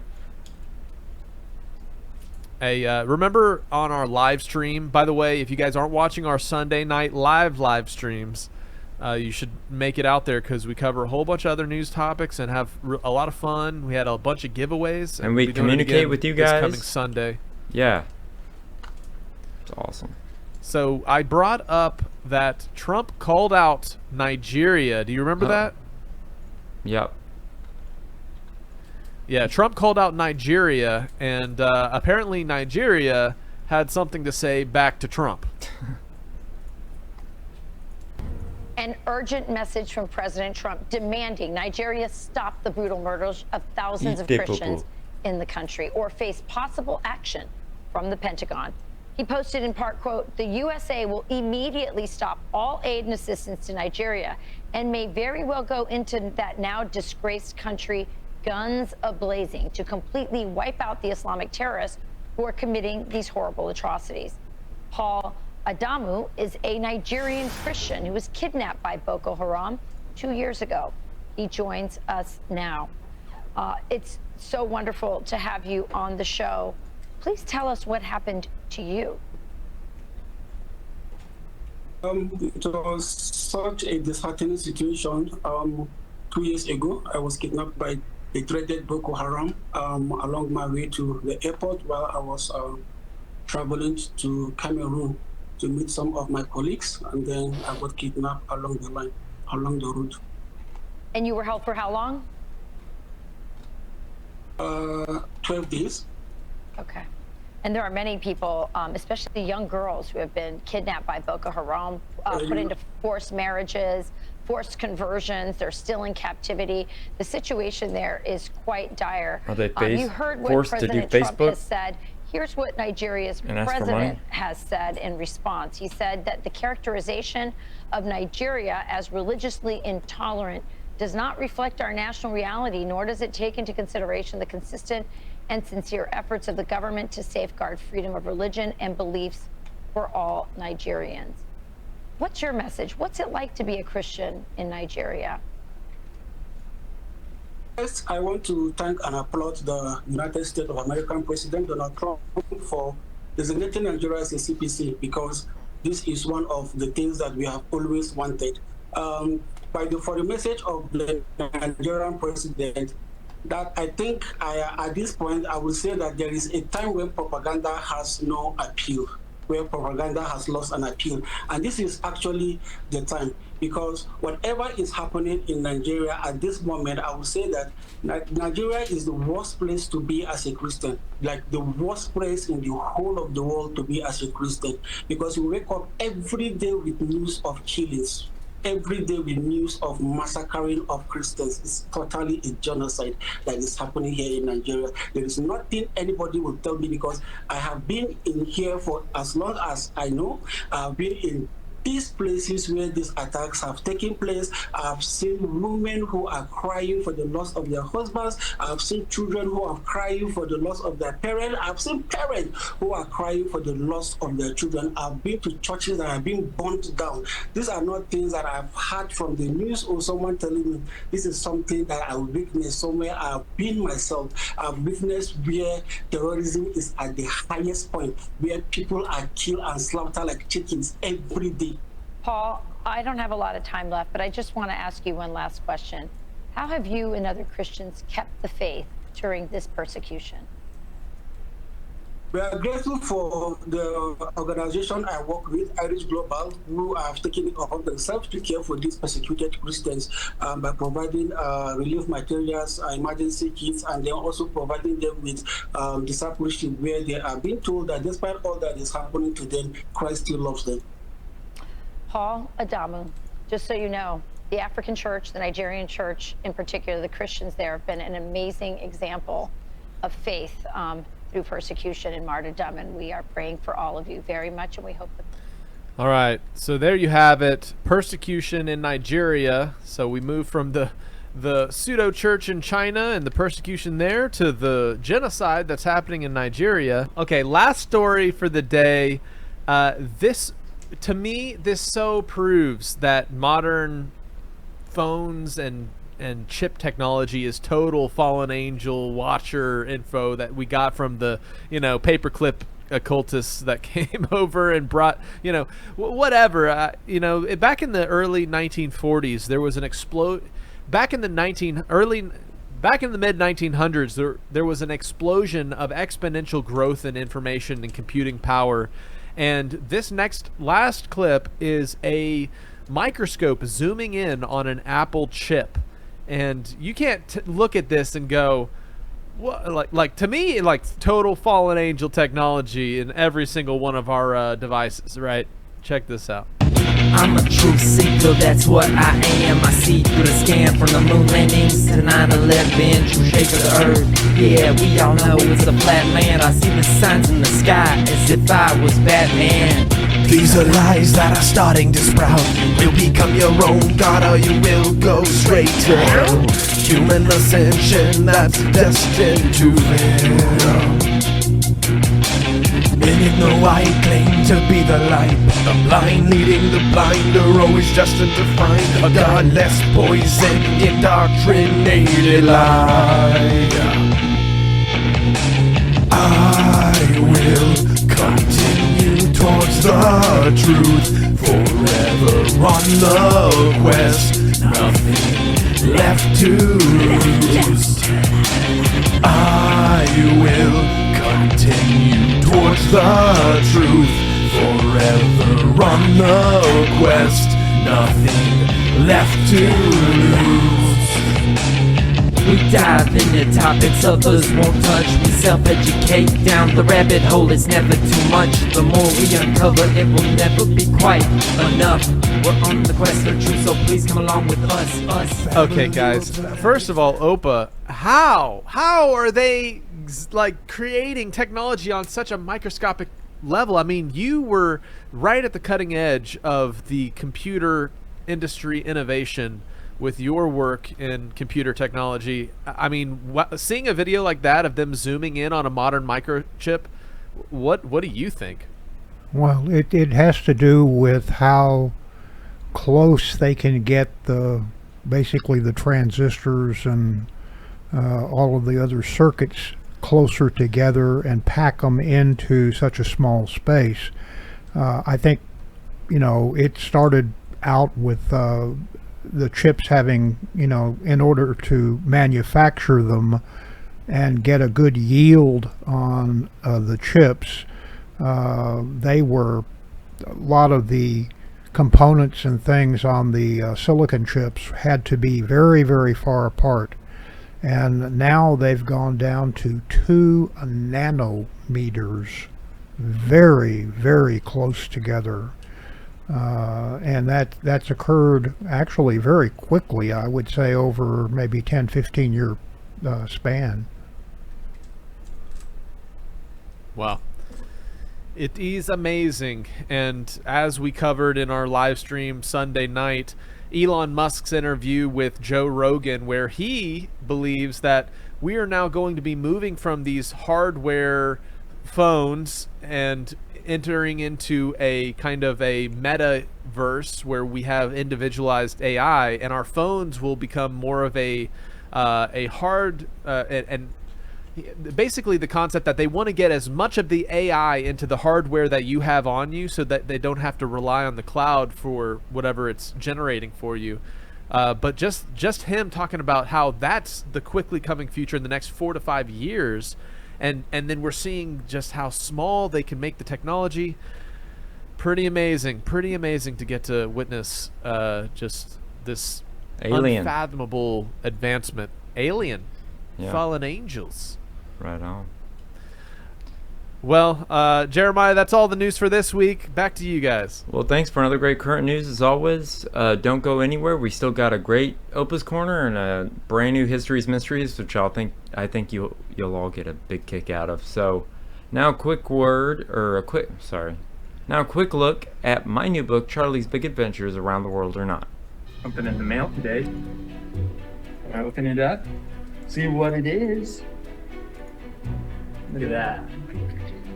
Charlie, look at this. Look. It's you. Charlie's Big Adventures Around the World. We're gonna flip through it. Look at all that.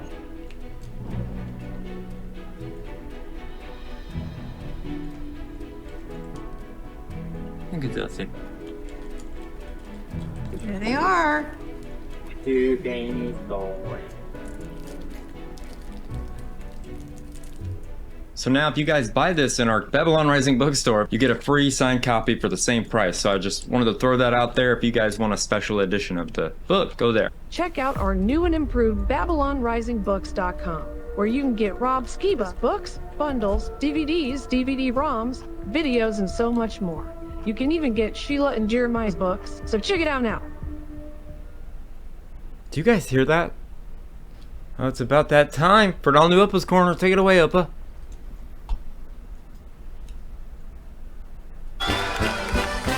Mein Hut, der hat 3 Ecken.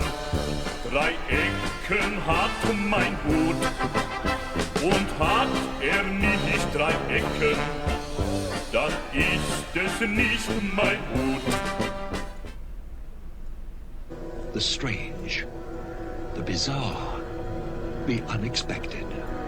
These are the kinds of subjects a man named Robert L. Ripley challenged us to believe it or not. Believe it or not, you. Wally, believe it or not. Believe it or not. Believe it! You're a loony. The Bear Claw Cafe in Osaka, Japan, serves drinks to customers through a wall with a bear paw glove. Believe it or not. Before weathering to the sandy color we see today, the pyramids of Giza once gleamed in the sun, covered in smooth white Tura limestone. Believe it or not. Cher's passport just says Cher. Believe it or not. In 1971, Air Canada had a fully functional dance floor in its Boeing 747 flights going between Toronto and Europe. No, I'd do that. Believe it or not.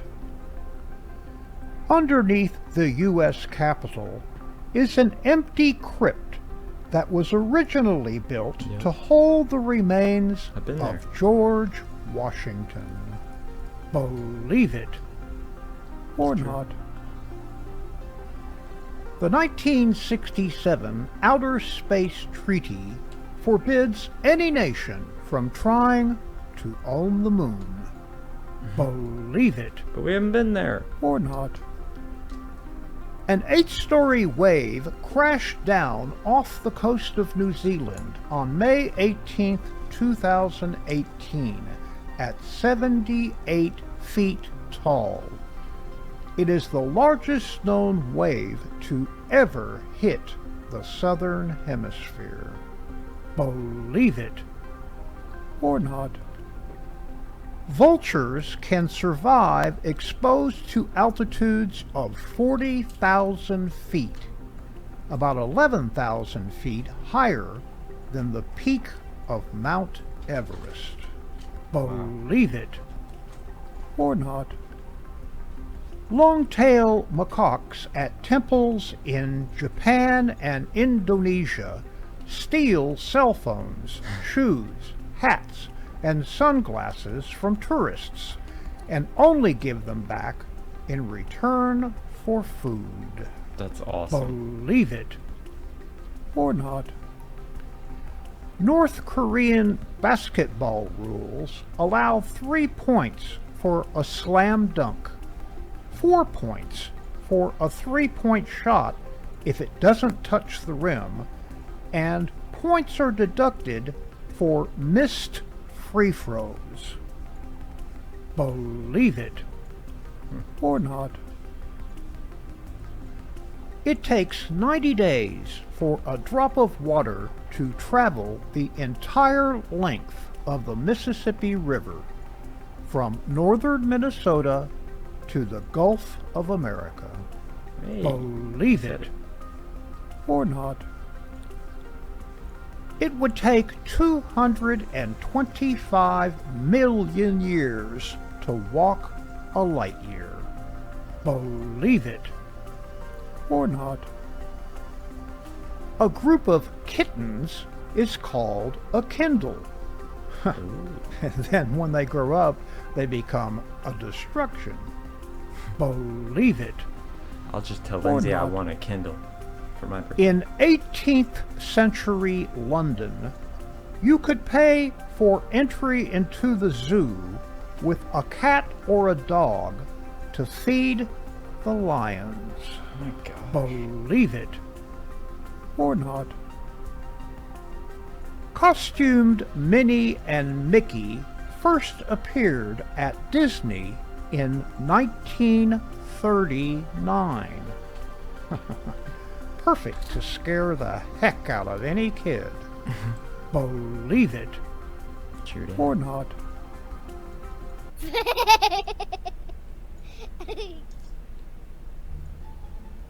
We were thinking for the next back surgery, maybe it would be easier just to roll the patient over. Yeah. Your best friend, couch. The one you love, catnip. Someone you die for. What? I don't know, pass.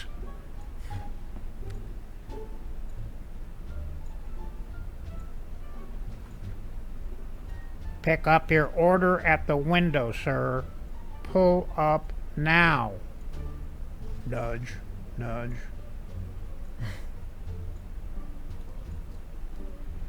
You've got it. One hand on the handle. Look up from time to time. Great job.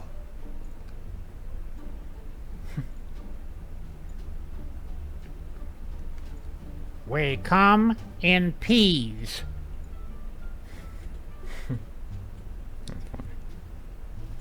Duh. Get off the counter. Don't scratch the couch. I think I'm in charge. That costume is so realistic. Well, look who decided to join us. In case you forgot, our meetings start promptly at sunrise, Mr. Cock-a-doodle-doo.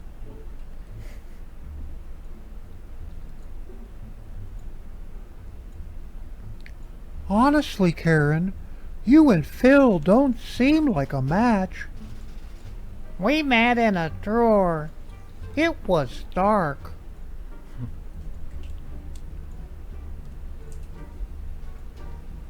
I'm up for running around the house and freaking out.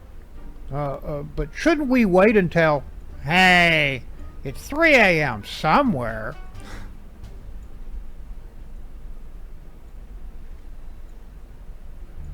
Thunk. It's a drone carrying a summons for all of your parking tickets. Yeah, with Flock. Brought to you by Flock. For the tuna course, the chef will open the can right here at the table. This is so exciting.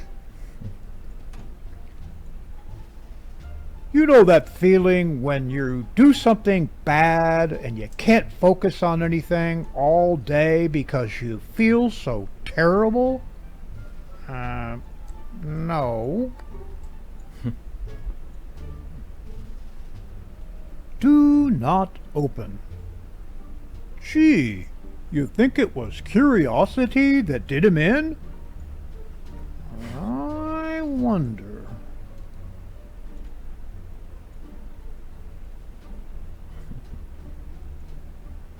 At the advertising department of a major TV network. What if we turn the volume up on commercials to 6 times the level of TV shows? Sheer genius. This gal's going places.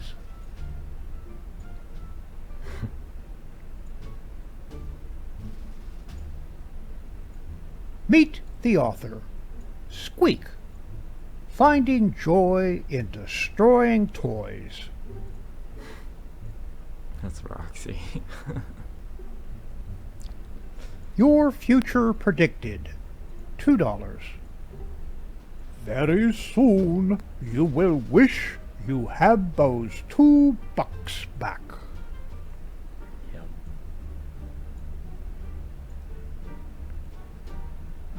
We're running some tests to find out if the grass truly is greener over here or it just looks that way.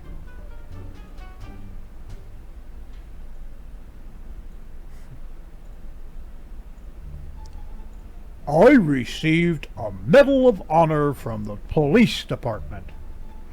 I got a new job as a therapy dog. I can stuff 6 tennis balls in my mouth. Bovine Nation information. No, sir. A sleeping male cow is not called a bulldozer.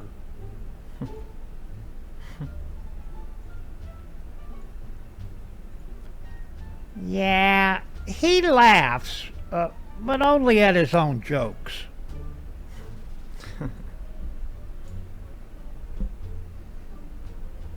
Wannabe. Wait just a minute. Is that a zipper? Nice try, pal. Get back in there.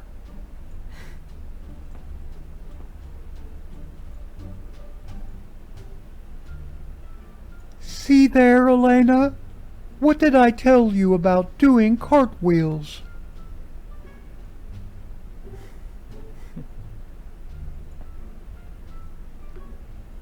He yelled, "I can fly!" And before witnesses could stop him, he already jumped off the building.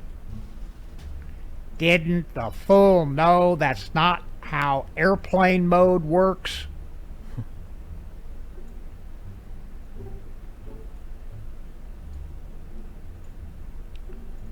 Bachelor number 3. Who would you rather swallow? Mickey Mouse, Speedy Gonzales, or Rocky the Flying Squirrel? And why? What? Okay, now it's Susie's turn. Pin the barf on the carpet. Yep.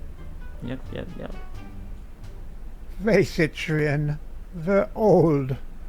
Pillage doesn't mean what it used to mean.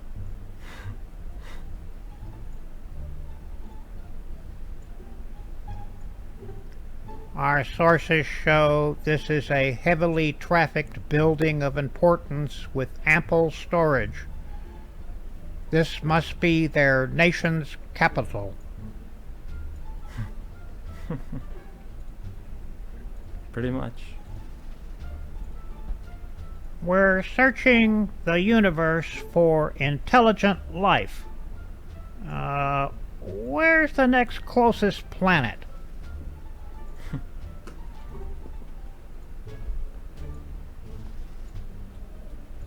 Dachshund drop. You must be this long to ride. Sorry, kid. Poor little doggy. Check your messages. I just texted your Miranda rights.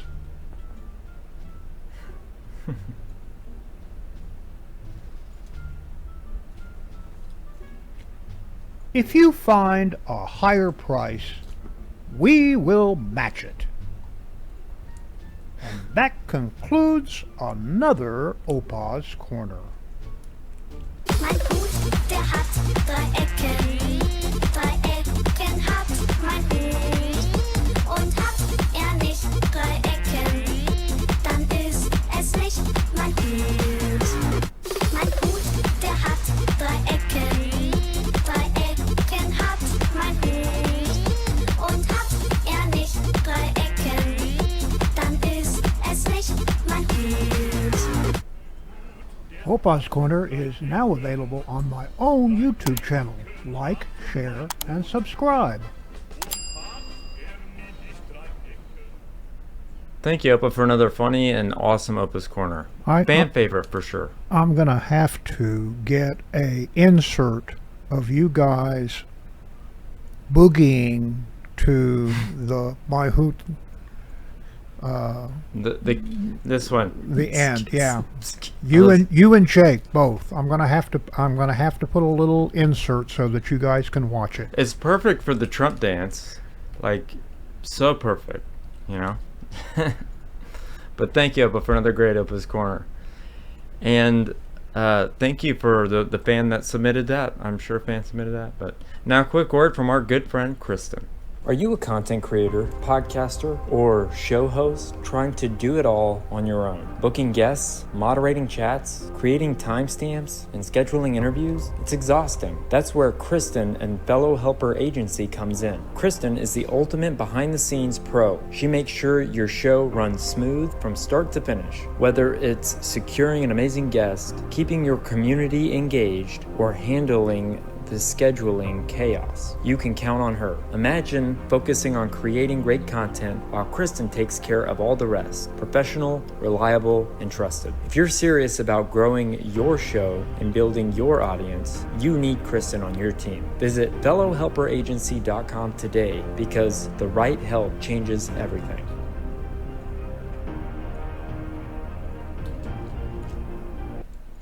Yeah, I seriously don't think that we could do this show without Kristen, so thank you, Kristen, for all you do and your family and your awesome husband. He's awesome. And yeah, so it's time for an all-new History's Mysteries.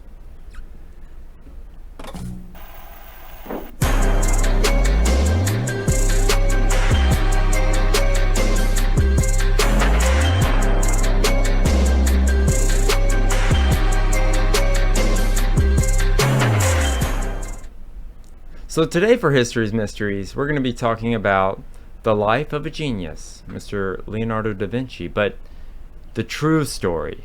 And the true story is crazy. So we all know Leonardo da Vinci. He was a genius, or was he a madman? You know, it's always that fine line, you know what I mean?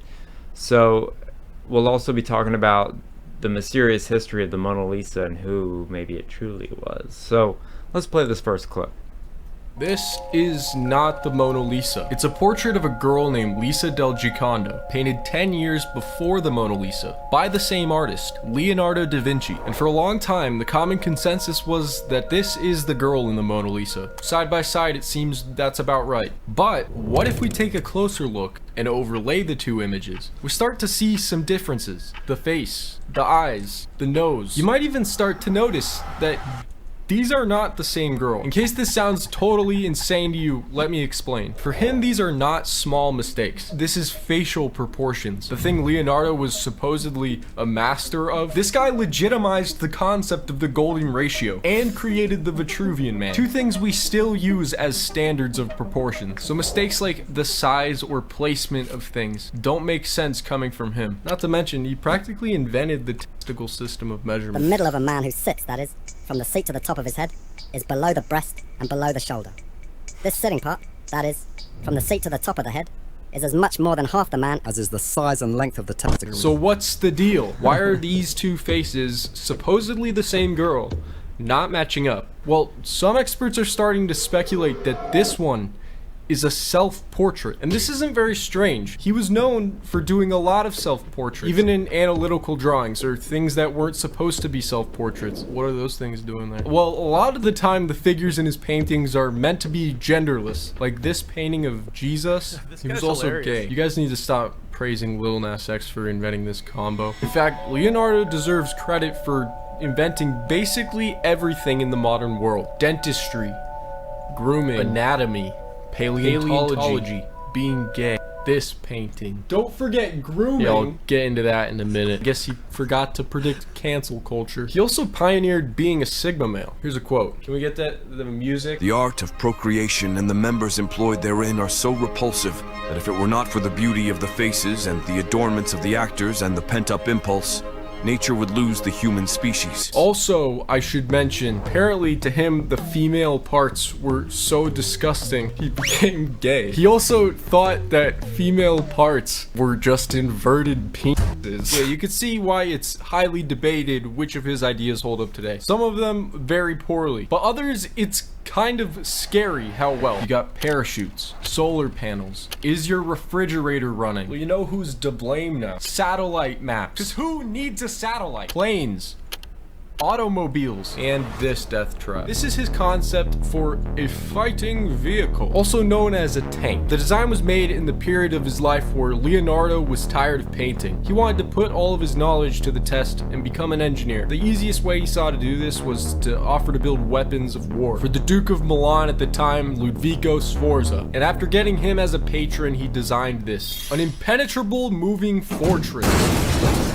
A vehicle that seems like it's straight out of the imagination of a first grader. You gotta have 4 people inside turning these cranks to move it forward, and yet this thing, it only moves forward. And not even that actually, because the original design plan had the wheels moving inward towards each other, so it would just stay put. Some have assumed this is intentional because he didn't actually want his inventions being used in war. And on top of the wheels, you got 32 cannons. Make this look like a dumb workshop creation from Besiege. To fire them, you gotta have the 4 dudes moving the cranks run around and light each of them individually. And since this thing is capped off with a wooden dome, there's no light in there. So Leonardo's thinking cap solution was to put fire inside of an enclosed wooden capsule with lots of gunpowder in the middle of a battlefield. Here's a visual representation of how that would go. Here's an audio representation of how that would go. They won't show you that on History Channel. Now there are so many questions that I have, and shout out Sir W for making these awesome videos, and his subscriber count has been going up, so that's pretty awesome. But so many questions I have. Was he the first documented trans, you know? I mean, he was way ahead of his time when it came to art and innovation, but was he actually like mentally disturbed? I mean, I feel like most artists are, but I don't know, was he ahead of his time and one of the first freaks? But it's just, you know, we'll get into it. So let's go ahead and check out the second clip. This here is an early prototype he made for what would become scuba gear. And yes, the snowtrooper suit from Star Wars. The mask has a tube attached to the front made out of cane stem, a material he chose based on what he knew about water pressure. I'll reiterate, this is 500 years ago, so nobody knew what water pressure was. He had to discover this on his own without any of the fancy scientific tools we have today. In fact, most of his vast knowledge came from observing things with his 2 eyes and recording what he saw through writing and drawing in his journal. This website, Codex Atlanticus, is dedicated to digitalizing all of this stuff. They've already got over 1,000 pages, and you can go just flip through it and see firsthand how he was making all these accurate conclusions without ever even touching a science textbook. Like here, these are some drawings he made of water. This is a cascade hitting another body of water. This is some water interacting with some shapes. He wasn't just drawing to make a pretty picture or anything. He did this to try and understand its various properties and how it interacted with things. And I think this is a very valuable lesson that everyone should be taking from Leonardo. That is to observe everything and question everything. Not just casually, like obsessively. It's what gave him his superpowers that he's known for. In the words of the guy that wrote this short film, I have studied countless faces, attempting not just to see how they look, but who they are, to find God's truth in my own. So, you know, very interesting. Now we're going to be talking about the scandals, more scandals, and what the history books won't tell you. And could have been a chomo or a homo, or one of the two, or both. So check this out. Now, to address the pedophile in the room. If you couldn't tell from the title of this video, I believe that the public view of Leonardo is not accurate to reality, or at least it's not painting a full picture of the man, specifically when it comes to his relationship with his supposed lover, John Giacomo. John Giacomo. The most common portrayal I see of the story on the internet and in media like Assassin's Creed is that of a cute father-son lover type relationship between a younger and older gentleman. You know, normal. But these stories consistently leave out what I consider to be a pretty crucial detail. That is, when they met. He was 10. But I gotta refrain from writing him off right now as the next island owner. You need the full context before we make any judgments. He was a weird guy from a long time ago. Culturally, about as much in common with us as an Italian man. Around the year 1490, a boy named John Giacomo joined Leonardo's house as an assistant. At this point in his life, Leonardo was an established artist, and aspiring artists would often flock to him in hopes of becoming one of his pupils. John was one of those, and when he met Leonardo, he was excited. He was also 10 years old. Their friendship was complicated. Leonardo described John as a good painter, but also a liar, thief, stubborn, and a glutton. He was prone to antics. Leonardo would bring him places often, and he would just make a scene, as illustrated in this cutscene from Assassin's Creed. John Giacomo. I do not answer to that name. Leonardo, your master, requests your presence. Let him wait. No. However, despite this and the many rantings in his journals, Leonardo couldn't help but take a liking to the boy and his rebellious spirit, eventually giving him the playful nickname he's most well known by today, Salai, which translates to Little Devil, a nickname which should not be given to any kid by their art teacher. Moreover, Leonardo and Salai's friendship would blossom. They were so close, they even made paintings of each other. So those are some weird paintings of each other. I mean, I might be crazy. I don't think I am, but we'll see. So let's just go ahead before I get Opa and Jake's opinions. Let's play this last clip.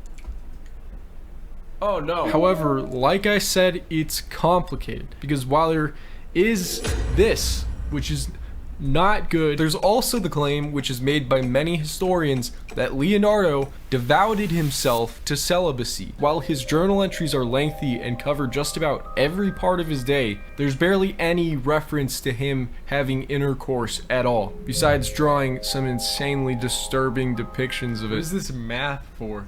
And I feel like he would have at least mentioned it. I mean, if you were to put that next to some of the other stuff he writes about, it would be extremely tame. Additionally, if the celibacy theory is true, I don't think it would have had anything to do with his religious views, because his feelings towards sex come across as much more of a personal hatred towards it. You heard the quote from the beginning of the video, sex is done. There is no coming back after that. And there's plenty more where that came from, which is why I think the celibacy thing would make a lot of sense. In her book, A History of Celibacy, historian Elizabeth Abbott says, some claim Salai was his lover, but I prefer to describe him as a keeper of Leonardo's erotic fantasies. I don't think that he actually had sex with him. He dressed him up lavishly like a doll in pink and dandy-field clothes and extravagant stockings and 24 pairs of shoes. Huh. Yeah, this is like 10 times worse than that picture. Like, what if P. Diddy said, nah, I didn't do anything with them. They were just the keeper of my erotic fantasies, and I dressed them up lavishly. Also, I painted this, but I hate to say it, this is still not actual evidence of anything. No, there's only one piece of that. One accusation of being gay. We got him, guys. Formerly known as sodomy, which they have documented because it was a crime at the time. Now, obviously, this is a long time ago, so we don't know how valid the accusations are. All we know is that the law was involved. Anyways, you could see why this is a highly debated topic. But I don't know, pushing everything aside, Leonardo took this kid under his wing when he was 10. And when he got older, they got more intimate. And I don't see many people acknowledging this as being kind of creepy. It's usually portrayed as sort of a cute love story, like in Assassin's Creed. A perfect segue into some awesome Assassin's Creed clips. Let's check it out.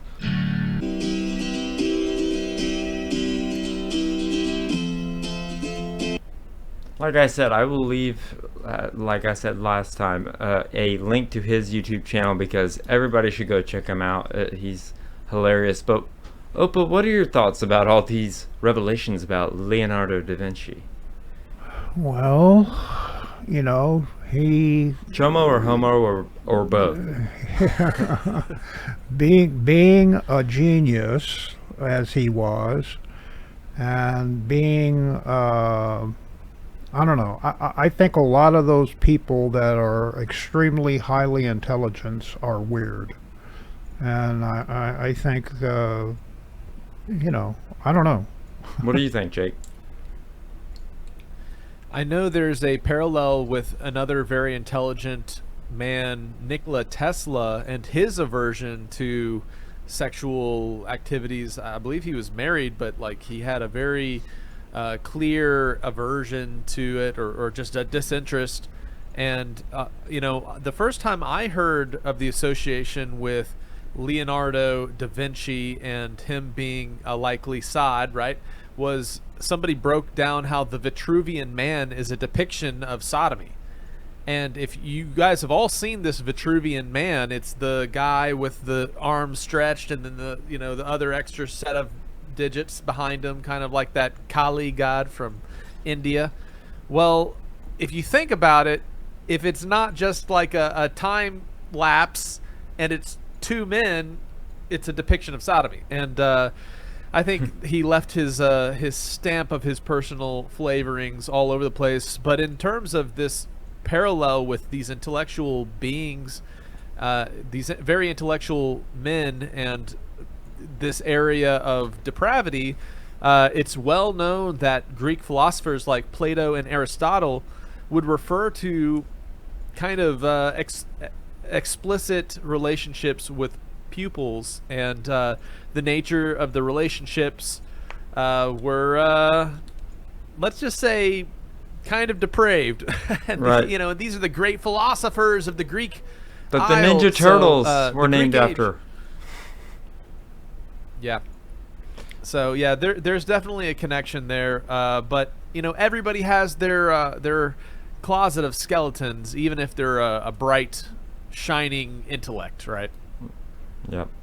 Well, with that being said, it's time for a little bit more of laughter. If you guys thought that was kind of funny, I think his videos, he brings a little bit of humor into it. But we have an all-new volume of Please Excuse My Sense of Humor. And like I said last time, if you laugh, tell me your favorite video in the comment section.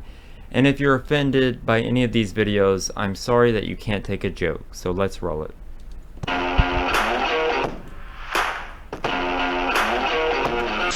My friend here just took a shower for the very first time. How do you feel? Well, it feels strange. Clean. But I think my family will disown me now. I didn't do that for months. I didn't drop a bomb on Paris. I asked for surrender 5 times before we attacked Warsaw. Everything was refused. I don't give a damn how famous I am or whatever. It don't matter to me because I'm about dead anyway, so what I give a shit? What in the hell do I care? I don't. Oh, you can't have that jet? I got it. Yeah. Let me make you real mad. Got 2 of them. Now that's only $1,200. Yes. Y'all not listening to what I'm saying. If you have 1,000 plus 1,000. Okay. I'm gonna work on the other 800. Well, that ain't what I asked you to do. How much money did you pay for Tyler Perry's Gulfstream jet, for example? Well, for example, that's really none of your business, but there's 1,000 of you. I said close them doors. Ushers, close the doors. Close the doors. I'd be out. Close the doors. Why do you need a $54 million private jet? We're not doing any kind of interviews right now. I'm in a book. I'd just like to know why you need a keep your hands off me. Get 1,000 online to give this. If I get 1,000 in the sanctuary to give this, that's $40,000 tonight. he made that airplane so cheap for me, I couldn't help but buy it. You said that you don't like to fly commercial because you don't want to get into a tube with a bunch of demons. Do you really believe that human beings are demons? No, I do not. And don't you ever say I did. He's a $7 million bull rider. Sorry, Jake, you're gonna have to watch all these again. Oh! Noted. Oh. My turn. That's what he gets for being on the Epstein list. Hawking's on the move. Einstein's locked in. Keep that in mind as you're watching this. Boom! Massive connection. Oh, and Allegedly. Hawking's rolling. The chair's over. He's down. That's a knockdown all day. Refs waving it off. Hawking staying in the pocket, touching the Oh, jab. he's up. Keeping the pressure, trying to draw a big shot out of Morales. Oh, massive uppercut. He's out. He's Refs in. Ouch. Ouch. Big right hand from Martins. Hawking's guard is shaking. He's trying to keep that left up, but there's just nowhere for him to move. Another jab lands. I don't think he'd be a very good fighter. I don't know about you. And that's it. Listen to this play. Stephen Hawking rolling to the ring like he owns it. And across from him, Her Majesty herself, the Queen of England. What a night. Hawking off the chair. He's airborne. He just tackled the Queen. Hawking charging in with a chair. Einstein's ready to grapple. Whoa, a spin move right off the joystick. Caught him on the shin. Ram bar deployed. Right to the midsection. Momentum is merely relative. Hawking Einstein flip. Elizabeth's on the top rope. Spiral table. She took Einstein out. Tables and The crowd splitters. can't believe it. Going.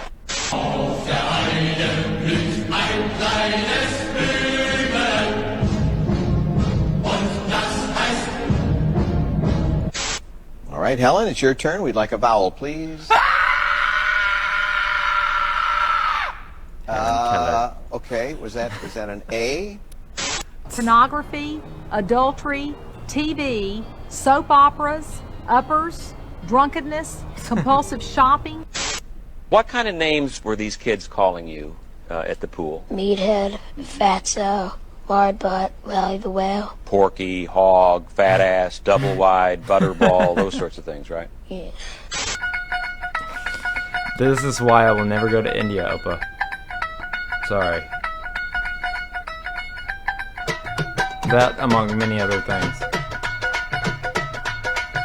I don't have Down syndrome, but I'm willing to have it if I need to have it. And this is my dog right here. So happy Down Syndrome Awareness Day. It's kind of from beautiful. me and Yep. Simon. 21 Pineapple. And tell your friend what He it does a would take lot to for have the Down syndrome. for the What does he Down need to syndrome do? community. It's Well, pretty you awesome. need to be kind. Be kind. Be loved. Be loved. Be respectful and be nice to human. Oh, wow. So there's a lot of responsibility, huh? Yeah. Okay. Be a good human. Oh, dang. They are the best. He might have beats there then, man. I'm going to say that. He might. Bob's rough advantage. Beer remix.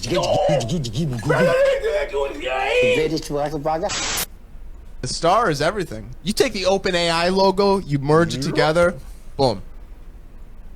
Dun, dun, dun, dun, dun, dun, Everywhere you look. dun, dun, dun, dun, dun, dun. You think of them as more financiers than you do artists, but Yes. they have a way of working that fucking star They into love every. Did you talk about vice presidential possibilities with Senator Warren? They're demons. They're freaking interdimensional invaders, okay? I'll just say it. Make fun of me all you want on CNN or wherever, but everyone already innately knows this. These people are not freaking humans, okay? Hillary Clinton is a goddamn demon. Excuse me, taking the word. It's not taking it in vain. She is a demon damned to hell. Excuse me. Also, I've never supported Hitler, and I oppose all forms of totalitarian systems. I don't think Hitler is the worst totalitarian in history, but he's right up there in the top 3 or 4. You're Jewish, right? I'm actually not. I'm raised Roman Catholic, but I have a great affinity for Jewish people in Israel. You're gay. That's what it is. Make sure all the school teaching the children how to be a homosexual and make sure they all teach about the transgender. So that is what important to me. So I hope you guys enjoyed this volume of Please Excuse My Sense of Humor, and if you didn't, like I said, I'm sorry you can't take a joke, and that's all I got. So you got some memes for me, Jake? Yeah, I got some. Wait, before, what was your favorite? Okay, so you showed me the early rendition of Hawking's getting punched, and it's so brutal. I can't even watch it. It's so ugly. It's like it hurts my soul. But then the very last one is of the Queen of England like suplexing off of like the ring, and yeah, it's just like it's so crazy that we can see things like that with our own eyes. Right. Kind What was your favorite, Eppa? Hawking. Oh, so you guys are at war. So, all right. Well, meet me up, Jake.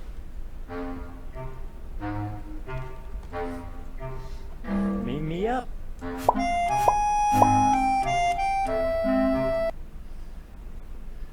Hey everybody, welcome to a new segment called Rapid Fire Memes. Check it out.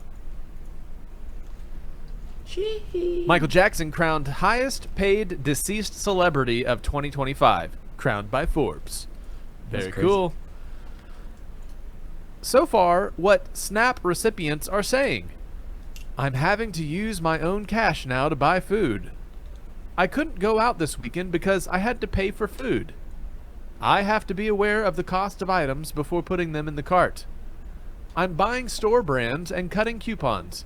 Millions of people discovered adulting overnight. True. Wow, wow, wow. Wow, wowee.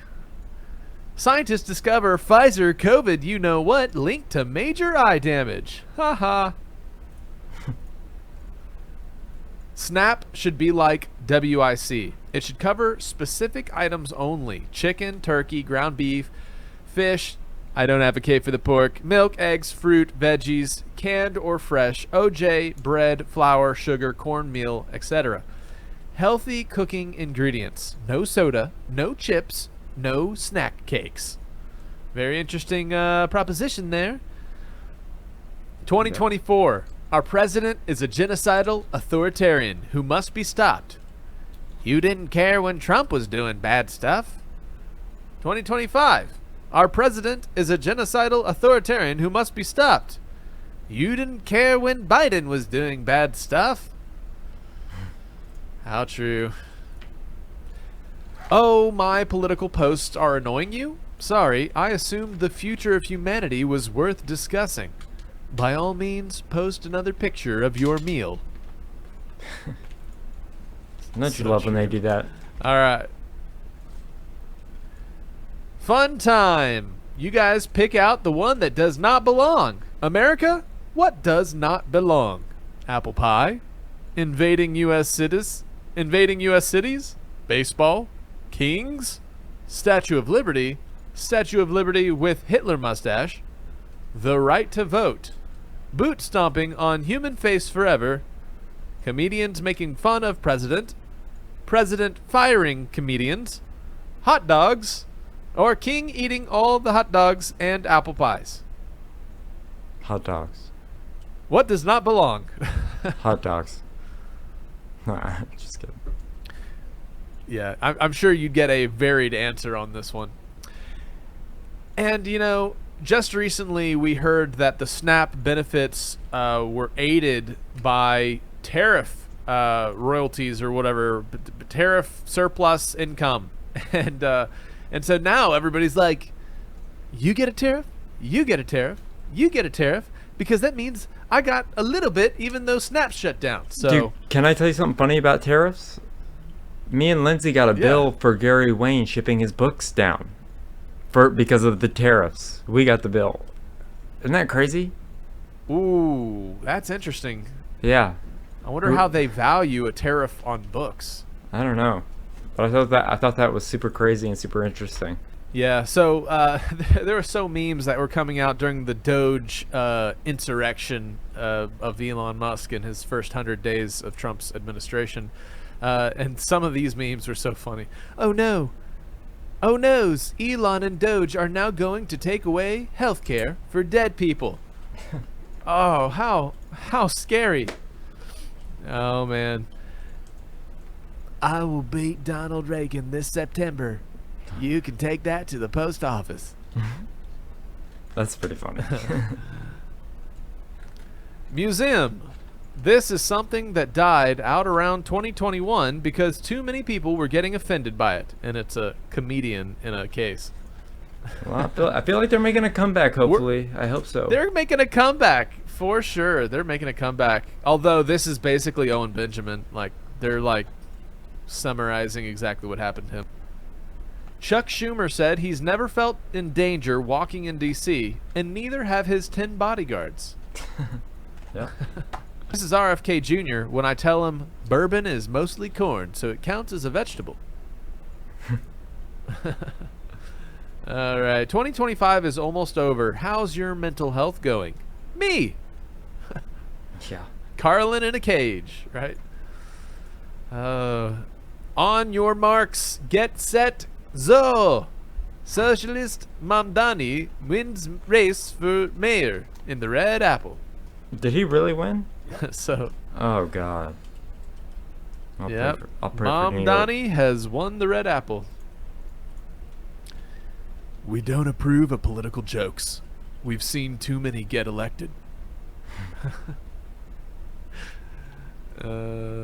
Dramatic scene from Jackie Weaver's office. Handforth Parish Council will decide your fate. I'm Handforth Parish Council. I don't get that one. I'm out of the loop. Even 60% of Republicans surveyed said the signal leak was a serious problem. The other 40% said something in Russian.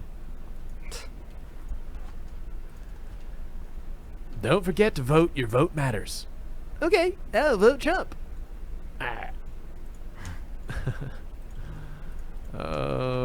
Any American politician who doesn't match this vibe doesn't deserve to be in office. My allegiance is to the Republic, to democracy. Yes. Yeah. Satanic priest who sold his soul to the devil becomes newest saint in the Catholic Church. Is that true? He's like new saint of the Rosary. You know, he apparently was a reformed Satanist, but he did a lot of good work for the good old church. Well, that's good. Breaking: President Trump identifies as a woman, becomes our first female president. That would actually be kind of funny. Maybe that's how he wins in 2028. Yeah, that's how he gets back in. He changes his whole identity. Well, every woman watching a man's single brain. My wife sent me this. I don't know if is this a dig at me? You guys, every woman watching a man's single brain cell fighting for its life. Honey. She put me on the spot. She sent me this one. Okay. Oh great, climate change spirit. We sacrifice these fossil fuel powered yard work thingies to appease you and save the planet. But first, we gotta torch some Musk electric vehicles. Hypocrites. Alright, last one. This is outrageous. You don't just throw a senator to the ground and cuff him. You have to tase and kick him first. Yeah, right? Alright, that's all the memes for this week, Jeremiah. All right, thanks, Jake, for another. Oh, don't forget to subscribe to our Patreon, so where you can see TrutherCon 2025, all the presentations, and Jake's been working extra hard on them. So I appreciate you, Jake, and thank you for great current news and memes as always. Opa, thank you for another great Opa's Corner, and we hope you enjoyed today's episode as a whole. Stay awake, not woke. Subscribe and stay tuned. If you like what we do here on Skiba News Nation, please like and subscribe.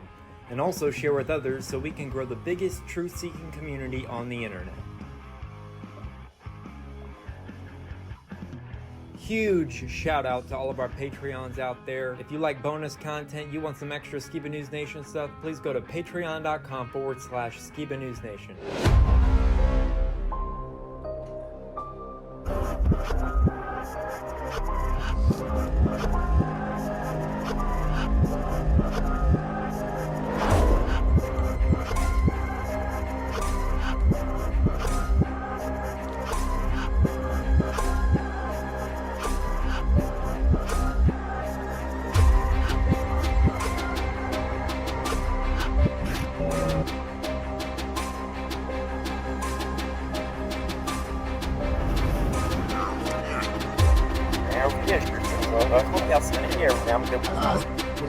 Son of the legendary lost Jeremiah Skiba.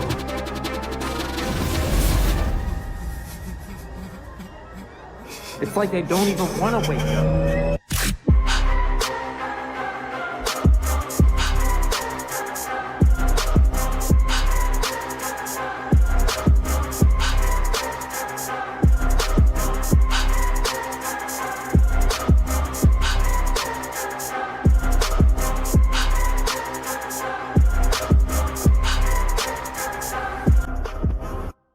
he's on a quest for truth.